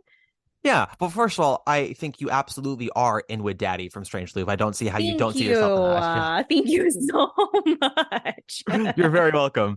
No, you absolutely. I think that there's power in stories that we immediately identify with, power in stories that we don't identify with, but can still take catharsis from anyway, empathy from, and also just like the power of a good story of enjoying a work that is well made and inventive and new. There was a time with gay audiences because our stories were so rare that when something came out and was good, we came out in droves to support it. So like part of the reason why Torch Song Trilogy blew up was because gay audiences ran to see it off Broadway and then ran to see it on Broadway. Love, Valor, Compassion, was a hit because the gay audiences supported it so in full. And that helped straight audiences come in and see it as well, because that became like the hot ticket for a minute. And then I guess it was post Milk where this really started to happen, where like movies or plays would come out and it's like, well, that's not my story. And not only that, like if it was about a gay white person, it became like, well, we need more BIPOC stories. And like, first of all, we always need more BIPOC stories. That's never in doubt. That's never in doubt a parable. Doubt a parable. But, yeah, it's never in doubt a parable. But like, I remember one of the major issues people had with The Inheritance was that it was about like wealthy white gays. And I was like, I was like, well, first of all, it's based off of Howard's End, so the only way you can make Howard's End work as a modern day story is if some of these characters have money, because that's just Right. That's yeah, like what has to be the base reality. exactly, like you can't do a modern Pride and Prejudice without having Darcy be rich. I'm so sorry, it's part of the fabric of the story. But I remember like Matthew Lopez was asked about this, like, do you agree with the criticisms about this? He's like, first of all, he's like, I'm a Latin gay man. It should be like everyone should be supportive enough that like I was able to get a play on Broadway. Like that doesn't happen often. He goes, and on top of that, he's like, I shouldn't have to write a story that relates to everyone. I should write the story that I think matters, that I can make good, and hopefully people enjoy it and not take it as a political "it's about me" moment. And Right. maybe he's like, and I hope that it inspires then a writer to write their journey, and then we do get like 10 more BIPOC gay stories next year, and then 20 more the year after that. And we can, and I've said we should always look at these things as part of a tapestry of storytelling, right? Like not each story is representative of everyone. Each story on its own comes together to, show different elements of every community. And to be fair, a lot of gay audiences over time, we take a step back like 2 years later of the thing coming out and be like, oh, I can now recognize that Love, Simon is connected to Milk, which is connected to Brokeback Mountain, which is connected to The Birdcage, which is connected to Boys in the Band. The tapestry. Yes, it's all the tapestry. Down a Parable is connected to The Flying Nun. Wow. Really, I beg to differ with you. How do you mean? You're the top. Yeah. You're an arrow color. You're the top. You're a Coolidge dollar. You're the nimble tread of the feet. If you look at John Patrick Shanley's contribution to the American theater, Doubt is a big one because it won a Pulitzer Prize, but like it's not his screed against religion or his admission of what happened in his childhood. You know what I mean? Like it's just one installation in his ongoing career. Yeah. And so I'm always sort of hesitant to be like, what does this play say about you specifically? What are you trying to make me you know what I'm saying? Like sometimes a playwright just writes a really good play. Yeah. Well, so it is, I think, one of the more personal plays in his life, because I mean, Shanley's career is weird. I was looking at it. I was like, what made John Patrick Shanley blow up? And there were two things that really did it. And then he never kind of captured it again for a while until Doubt, because Danny and the Deep Blue Sea was like his big off-Broadway, like, talk about scenes you did in college, baby. Wow. Danny and the Deep Blue Sea. Oh, everyone does Danny and the Deep Blue Sea. I hate that. Sorry to this man, but I am not about Danny and the Deep Blue Sea. I'm not either, but I also don't know if that's just overexposure from bad high school college acting. I don't think it's all that good. But that was sort of the thing that kind of, I don't want to say launched him, because it's not like he became this prominent playwright after that came out, but like he was able to get more works produced after that. And he had one play that I ran for like 6 months. I can't remember the name of it, but he never had like a huge theater success where everyone's like, what's the next Shanley gonna be? It was, he all of a sudden like became established in the theater community, but always like all these off-Broadway plays. And I think he wrote one movie, and then he wrote Moonstruck, and Moonstruck won him the Oscar and was like a ginormous hit. And Moonstruck is great. It's one of my favorite rom-coms. Oh, hell yeah. It's such an unconventional rom-com. It's like all these people who should never, all these characters who have no business being in a romantic comedy. And that's what makes it so special. It's all these characters who like should be in every other genre but a rom-com. And the other thing that's fun about John Patrick Shanley is his sort of like love and insistence on all of his protagonists sort of being these bizarre New Yorkers, which like I obviously feel an emotional connection to. But like almost all of his plays take place in the Bronx or have a character that is from the Bronx because he was raised in the Bronx or Brooklyn. But like, Moonstruck is like Brooklyn, but also like Doubt takes place in the Bronx. Yeah. Then the protagonist character in Prodigal Son, he's in private school in New Hampshire, but he's from the Bronx, so that's why he's like the weird rough and tumble weirdo. Yeah. I don't know. There's just like a lot of. It kind of reminds me of oh my gosh, he's another 3 named playwright, Stephen Adly Guirgis. His insistence on like he really loves characters who are city folk. He also likes people who are dealing with the complications of like poverty. I don't know. Just like there's like a similar thing there of like, no, this is the community I want to represent. These are the people I find interesting. Do you know what I'm saying? Yeah. Well, so Doubt is not necessarily biographical, or if it is, he hasn't said as much. but it is the most of his life that he has put into a play. Yeah. Because of his upbringing, like, and he even said Aloysius Sister James is based off of like his favorite teacher from Catholic school. And I'm sure it's like also based on a lot of stuff that he experienced or saw people experience, which is probably why it is his most successful play, because it's the things you take from your life that you put into your work. So like the way I described it, like when I was writing mine was, you get it out all on the page first. That makes it therapeutic. You then start giving it perspectives from other characters. That makes it cathartic. And then you give it a structure and theatricality, and that's what makes it dramatic. And so it's not like, oh, how good of a playwright can he be if he just wrote what happened? It's like, no. He had to also give it perspective and structure, and that's what makes him a good writer. It also allows him to heal as a human being by taking things from his life that maybe were not super great. Like, for example, Paula Vogel with How I Learned to Drive, literally taking what happened to her and making it this incredible play. But like I give him respect for taking the people he knew and giving them a voice and giving them a good voice, because it's one thing to just be like slanderous of, this person wronged me in my childhood, fuck them, I'm gonna put them in a play and have everyone hate them. It's like, no, he still gives them edge, which is what makes his writing fascinating. And he makes the priest character so likable, which is why it's so believable that he can get away with what he gets away with, if we are to believe he's getting away with what he's getting away with. But also, like, you see him as this like real figure that people in the community would exalt and be like, I love his sermons, I think he's such a, you know what I'm saying? Like, it's better writing to make him funny and charming and good at his job and makes the boys laugh when he's teaching them how to play basketball. Like it's better, more mature writing, even if it is or isn't autobiographical, to have this concept of the world in which people are multifaceted.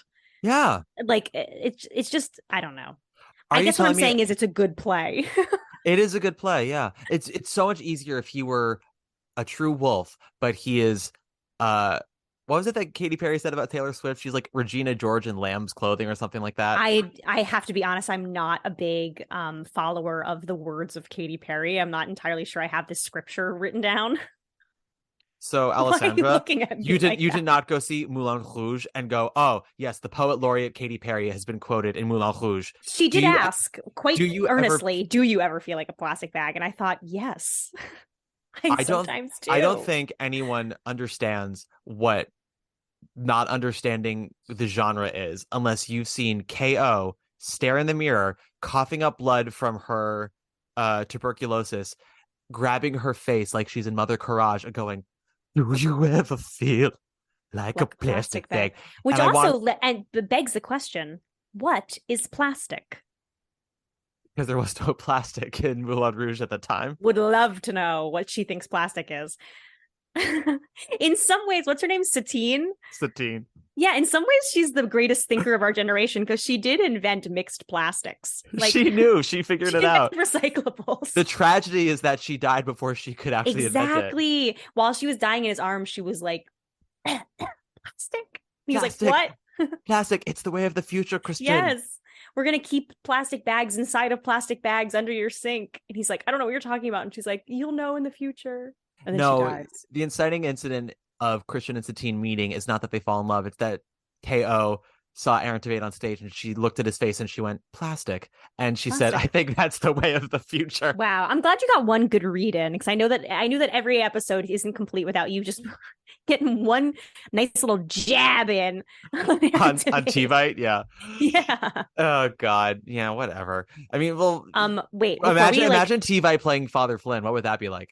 Bad. Sorry. well, with a blank slate like that, the audience could truly ask themselves, did he do it though? I can't imagine someone that dull would molest a child. Or like, was somebody there? I don't remember a person. Imagine if Annalie Ashford were Sister Aloysius. No, I won't actually imagine any of that. Can't do it. So we talked a bit about like things that took us both by surprise, watching it on tape, seeing like great actors do it and getting all that. I understand why Doubt won the Tony for Best Play and why they won director and actress and supporting actress for Adrienne Lennox. Like I get all that. I understand it. I still maintain it should have been Pillow Man for play. That is just me. But that's also like where my taste goes. Like I know so Yeah, many people totally. who just don't get McDonough and don't get his tone, don't get his acidity. Like I was very pissed off at the backlash of Three Billboards a few years ago because it just came from people who just didn't get how he writes comedy. Hmm. Because McDonough, what he does is he finds the toxicity of mankind, the monstrosities that we are capable of, and he's like, let me show you how this can also be humorous. Yes.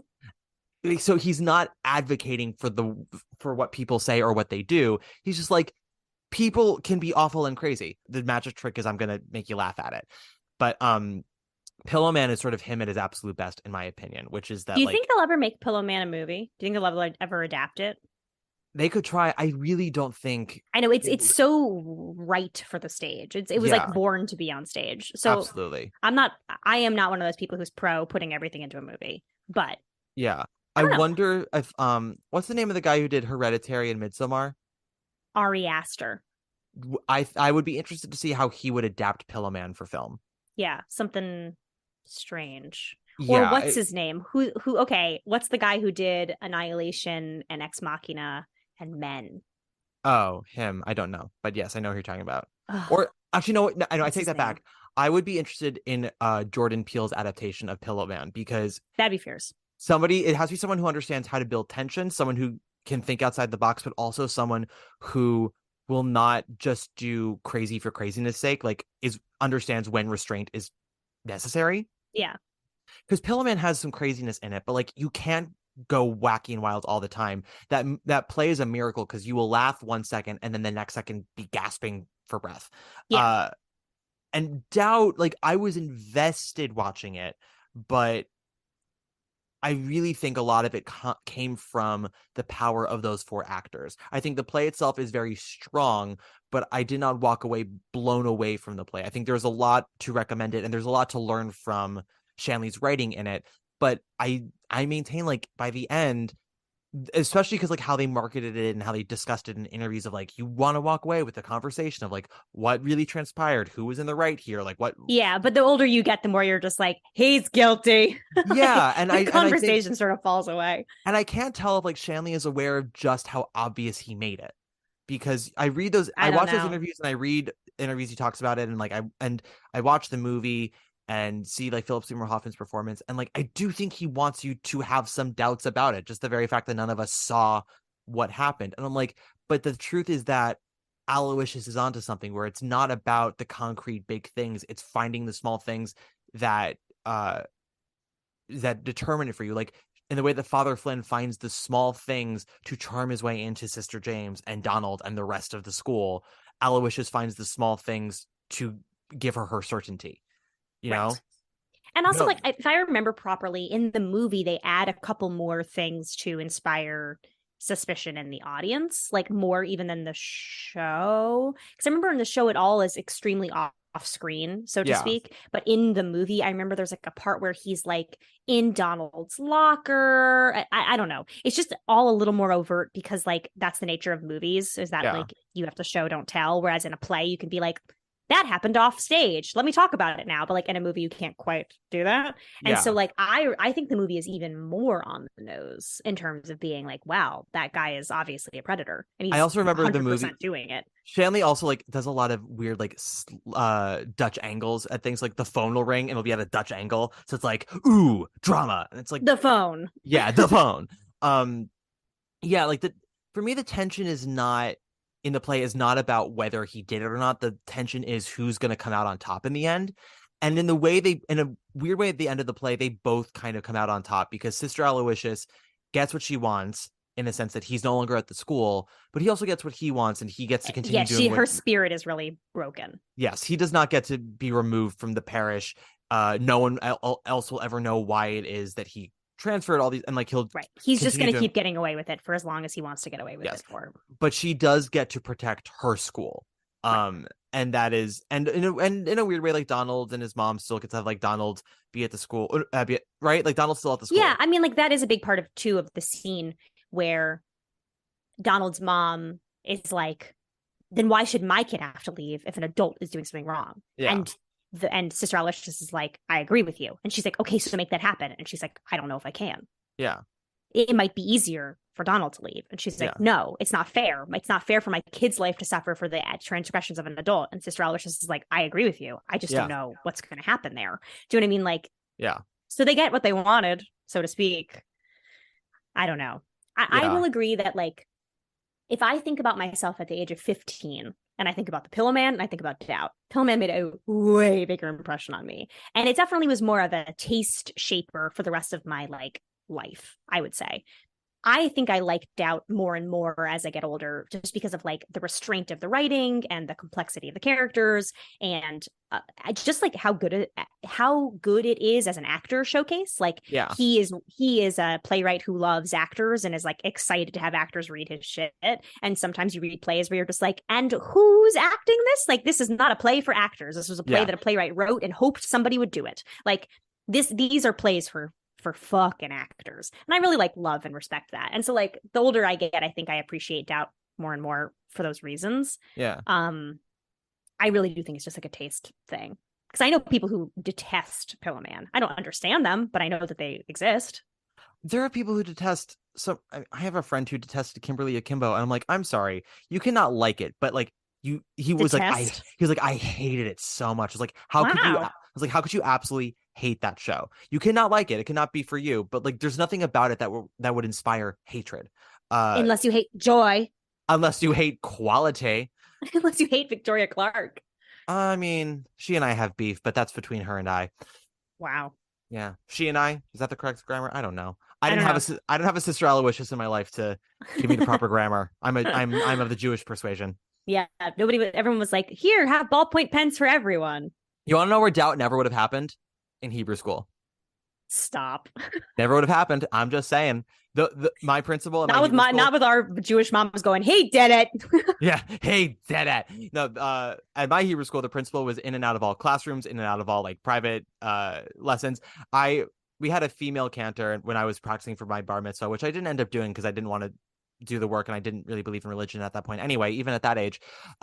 This was pre-Doubt, by the way, but wow. Yeah. I remember like pre-Doubt. Every like 25 minutes the principal would just like come in and be like, how's everything going here? And I remember thinking it was annoying, but looking back, I'm like, good on her. She would never let any adult be alone with a kid at that school for longer than 30 minutes. Hey. Yeah. And I liked your impression of her. How's everything going here? How's everything going here? With her giant mane of curly hair. Wow. She was hot. She's very hot. She was Cher in Moonstruck meets Sister Aloysius, and it was grand. I am attracted to that character description. It's a wonderful blend. I'm just thinking like the importance of casting with a show like Doubt, because if you were to cast Nick Cage as Father Flynn, the moment he begins a sermon, you're like, the minute he came on stage, you'd be like, get him out of here. Get him out of here. I feel unsafe. I'm an adult and I feel unsafe. But like you cast like a Norbert Leo Butz in it, who also, by the way, played the uncle in How I Learned to Drive at one point. You know, someone who is charismatic, who is likable, who is someone you just like, you go like, I trust him. And so for someone, and then you want to cast someone who everyone hates, like, you know, cast Leah Michelle as Sister Aloysius, and she's like, I think he touched the boy, and everyone's like, go fuck yourself. Yeah, like shut up, Sister Aloysius. You can't read your Bible. When you were watching it, didn't you think like, oh, these scenes are good? I don't think I thought that when I was seeing my college classmates do this, but like now I'm like, damn, that's a great scene. I'd love to act that scene. Didn't you feel that way? Name names, Allie. Who in your college were you watching being like, bad job at acting? I have to be honest, I do not remember anymore, because like everything blends into one another. I only remember the things that I did really badly at. Like I remember I had to do a scene from Waiting for Lefty, which is like an unbelievable play, but I like could not get the tone and the like severity of it, because I just like don't bring that quality into a room. And I remember my teacher at the end of the class being like, hey, I'm going to give you a good grade on this because you learned the lines and you worked really hard. Some genres just aren't for you. And I remember being like, yeah, I understand that. I actually thought it was very fair and very mature discussion about a girl's failure in an acting class. What's it like to fail at acting? I've never known that. Wow, maybe you should try scenes from Waiting for Lefty then. No, give me Streetcar Named Desire and be like, Matt, you're playing Stanley. I'm like, okay, here we go. Okay. Actually, and I mean, like, next week we did not Streetcar Named Desire. We did what's the Blue Roses? Glass Blue Roses? Menagerie. Oh yeah.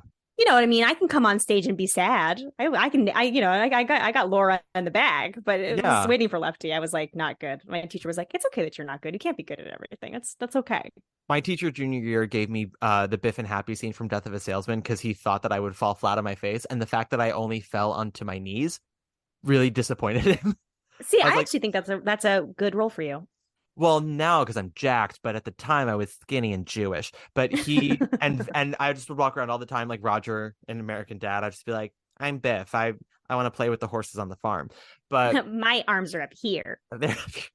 Shut your mouth, you stupid bitch. But I remember him like giving me and my other classmate that scene because we were both screaming queens. And we did our first go of it a few weeks later, and he was like, huh, I really thought you guys would like truly stumble with this. He's like, you're not there yet, but you haven't stumbled. I was like, I'm sorry, I'm simply so good at what I do, sir. Yeah, sorry, I'm amazing at acting. I know. Cherry Jones looked at me and she said, you should continue into the theater. And I said, Cherry Jones, don't tell me what to do. Wow. We should all be saying that to her. Anyway, I saw this, I thought like, geez, if somebody was like, do you want to be in Doubt? I probably would have a week ago been like, I don't know. And then post watching it been like, oh yeah, I would totally do that show. That seems fun as hell. So it's not a parable for you. There's no doubt whatsoever that you do Doubt. Wow. Don't you just think Sister James is a really fun role? Like when I was watching it, I was like, this would be such a fun role to do. Like I feel like there's so much on the page here that would be like such a juicy, fun thing. I don't know. Such a juicy fat ass to play. Yeah. No, I would know. Such a juicy fat ass to play. Yeah. I would absolutely have you play Sister James. I would play any of these roles if they asked me to. They are 4 great roles. I mean, when we saw the video, Adrienne Lennox got exit applause for her scene. As well she should have. It was really good. Yeah. Granted, when they filmed it, it was July, and she had won her Tony by that point. So everyone was definitely going to the theater being like, okay, one scene wonder. Let's see what happens, bitch. And then when she said, let that priest have my son, everyone, oh my God. You should do a series about one scene wonders. Marilyn Cooper in Woman of the Year. Adrienne exactly. Lennox. And what's the one from Promises Promises? Oh, Margie McDougal. Right? Like there are one scene wonders out there. Yeah. I'm just plain old Margie McDougal. I don't see anything plain about you, Margie. Touche. You've watched Christine Baranski do that scene, right? Yes. Master fucking class if ever there was one. Who would you want to see in a production of Doubt besides yourself, you selfish whore? Thank you. Actually, I was texting about this with a friend of mine because I saw them do Angels in America at a regional theater, and the woman who played Hannah Pitt really made an impact on me, and she's this really fantastic actress named Ray C. Wright. And I was texting them and I was like, how do we get Ray C. Wright in a production of Doubt? Because like I would go see that in a heartbeat, because she had such a commanding presence and she was really kind of terrifying when she wanted to be, and I just like loved that quality about her, and I was like, I want to see that in Sister Aloysius. I get that. I would definitely be down for that. Another Hannah Pitt, another Meryl Streep role. We're anyone who's ever I love her Hannah though. I have to be honest. Like there are some times when Meryl Streep touches a role, and despite her impeccable acting at all times, sometimes she has a very vulnerable quality, which is like kind of what makes her such an amazing actress, is like that sort of like open vein quality. And occasionally she gets characters who are like tough guys and they're almost like a little too vulnerable at first. Do you know what I mean? Yeah. And I think that it works so well for Hannah. I think her Hannah is like unnotable because like it's when she is strict, you can almost see her already sort of chafing at the edges of her lifestyle, and then like I just like her continuation of character into part 2 like makes more sense to me than when people play it like too much of a hard wall. I don't know. Meryl is absolutely great in Angels in America. There's no doubt about that. Wow, what parable! We can never say doubt ever again without saying a parable. Yeah. It's like I can't say America without saying a gay Fantasia on national themes. But correct.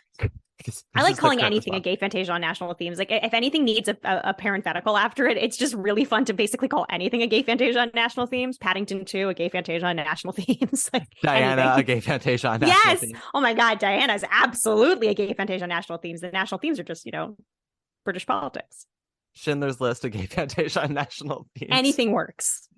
Do you remember when they s- were changing over the Angels in America thing to the Cher show? Yeah. And I said, Share, let's the do Share this Show, too. a gay Fantasia on national themes. Well, it was, first of all, it is. But then at the time it said Angels in America, gay Fantasia on national themes. And underneath it, the caption said, let's do this, bitches. Do you remember that? I have that picture on my phone. I need you to send me that photo. That's absolutely I will incredible. 100% send you that. All right, Allie, we are going to close this out. We have a game now at the end of this podcast for this Whoa. series. It's two separate games, but they are the same ones, just different names. Okay. One is called 6 Degrees of Sally Murphy. Okay. The other one is called Who Lives, Who Dies, Janine Tesori. And it's just Love that. it's just 6 degrees of Janine Tesori. So we have to find a way from the original production of Doubt into Sally Murphy and into Janine Tesori separately. Whoa. Okay. We can only use original cast members and original production team. Okay. And we can't use theaters, and we can't use like non-for-profits or anything like that. So like the set designer of Doubt, we could use a connection there somehow. So let's figure this out. Let's figure out Doubt. Who do we do first? Sally Murphy or Janine Tesori? Let's do Janine Tesori first. Okay. Who from Doubt? Let's not do Heather because I don't know her credits after this. Okay. Adrienne Lennox. That's a good one to do. Adrienne Lennox is a good one to do. Ditto to Doug Hughes, who is the director. I feel like both of those are good like segue points. But if we do Adrienne Lennox, I know for a fact that I can do Adrienne Lennox to Sally Murphy. okay. But although actually, you know what? It works for both of them, but I'll do Sally Murphy first. Adrienne Lennox was in Kiss Me Kate with Brian Stokes Mitchell. Yes. Who was in Shuffle Along, directed by George C. Wolfe, who directed Sally Murphy in The Wild Party. There you go. But also George C. Wolfe directed Caroline or Change, written by Janine Tesori. So Janine Tesori. It works both ways. Hey, wow, that works both ways. Yeah, once you get to George C. Wolfe, it's pretty simple. That's what I was going to do. I was thinking like there is a connection here with Adrienne Lennox to the world of Janine Tesori, but the Sally Murphy thing was more of a surprise for me. You're welcome. What else has Doug Hughes directed? Because because you mentioned him as a possible one, and I want to. Yeah, he did. Well, before Doubt, he did Frozen, which was like such a huge deal. Do you remember that in the 2004 season? I feel like that was a major stepping stone for Brian F. O'Byrne. He'd been around, but like that was his Tony. Oh, 100%. That was like another like cultural touchstone. People really were talking about Frozen a lot. He played but then he also murderer. Is that what he did? Doug Hughes murdered a child. That's not what Doug he's so Hughes. known No, for. Brian F. O'Byrne's character murdered a child in Frozen. Yes. And then he also did like A Man for All Seasons and Inherit the Wind, and then he did that Mrs. Warren's Profession that had a lot of famous people in it. Do you know what I mean? Sure. Well, Doug Hughes directed Frozen with Swoosie Kurtz. Yes. Who is in House of Blue Leaves with Christine Baranski.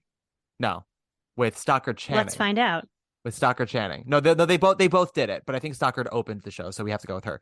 With Stockard Channing, Stockyard Channing, as my friend Danny calls her. Stockard Channing was in Pal Joey, directed by Joe Mantello, who directed Sally Murphy and Men of No Importance. Hey. Hey. I love Man of No Importance. What a good show. Yeah, it's good. I love it. Yeah. Did you see the one? I always forget that I did.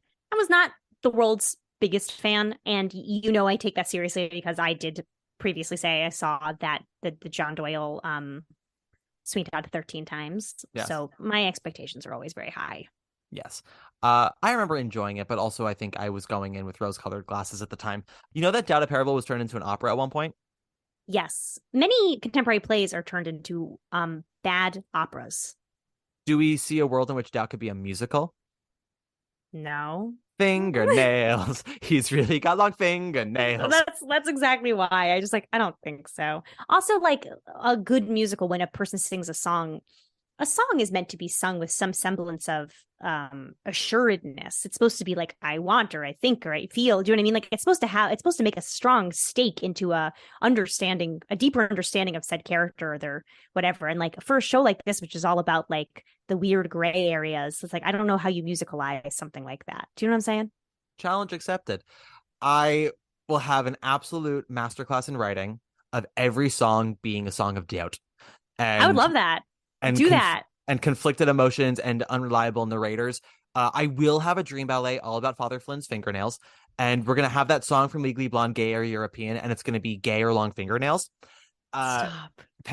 pedophilia or just long fingernails. And listen, Ugh. and we're gonna have Sister Aloysius' turn, and Sister James is gonna sing a part of your world song, but it's all about like loving history and wanting complacency. And then Donald's mother is gonna have Let It Go, but it's gonna be called Let Him Have Him, and it's gonna be great. It's gonna be wonderful. Let him go or whatever. Let him go. Let him go. Let him go. Oh goddamn! It's gonna be a great musical. Yeah, get started. Starring Aaron Tveit. Of course. I've only been positive about everyone in this community. Allie, if we're gonna love theater, we have to love all of theater and support all of theater. Okay. What about when you called me a cunt earlier? First of all, did not say that word. I'm inspiring doubt a parable into your listeners. I have called you every other name under the sun except for that one. Okay. Well, it's a funny word. It's a great word. It's the hard K sound. It's so good. I think that my one note about doubt, not enough hard K sounds. Wow. Donald's name should be like Kevin or something. So every time they're Speaking of the name, he is named Donald Muller in the show. And in the movie, he's Donald Miller. When did that happen? I don't know. When did that happen? I have such doubts. I have such doubts. John Patrick Shanley, I have doubts about your name choices. Why? Why did they change it? I have so many questions. Lesm gay. Lesm gay. Lesm well, gay. Hey, lesm gay. That's our way of saying bye. Yeah, it's our way of saying bye. Allie, where can people find you if you want them to find you? If you want to find me, I am at any place where I need to have a screen name at Miss Alice Nutting, MSALICE NUTTING. I'm also still performing some musical improv live in New York City. I perform with the team Rumple Teaser. You know, comedy's starting to come back. It's been a tough little period there, but we're starting to get some stuff back up on its feet. So comedy's having a comeback, guys. People are interested in it again. I just mean the pandemic. There's just no place to perform. It's too long of a story. I've got no time for your long stories. I barely have time for these 90-minute plays about nuns.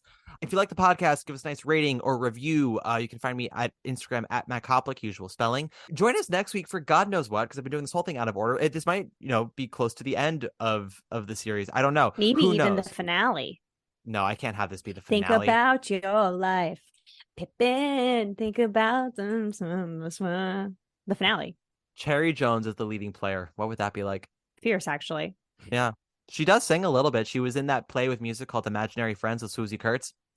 Wow, back to Swoosie Kurtz again. Swoosie Kurtz is everywhere. She's one of us. She is the Jesus that is among us and around us, guiding our lives.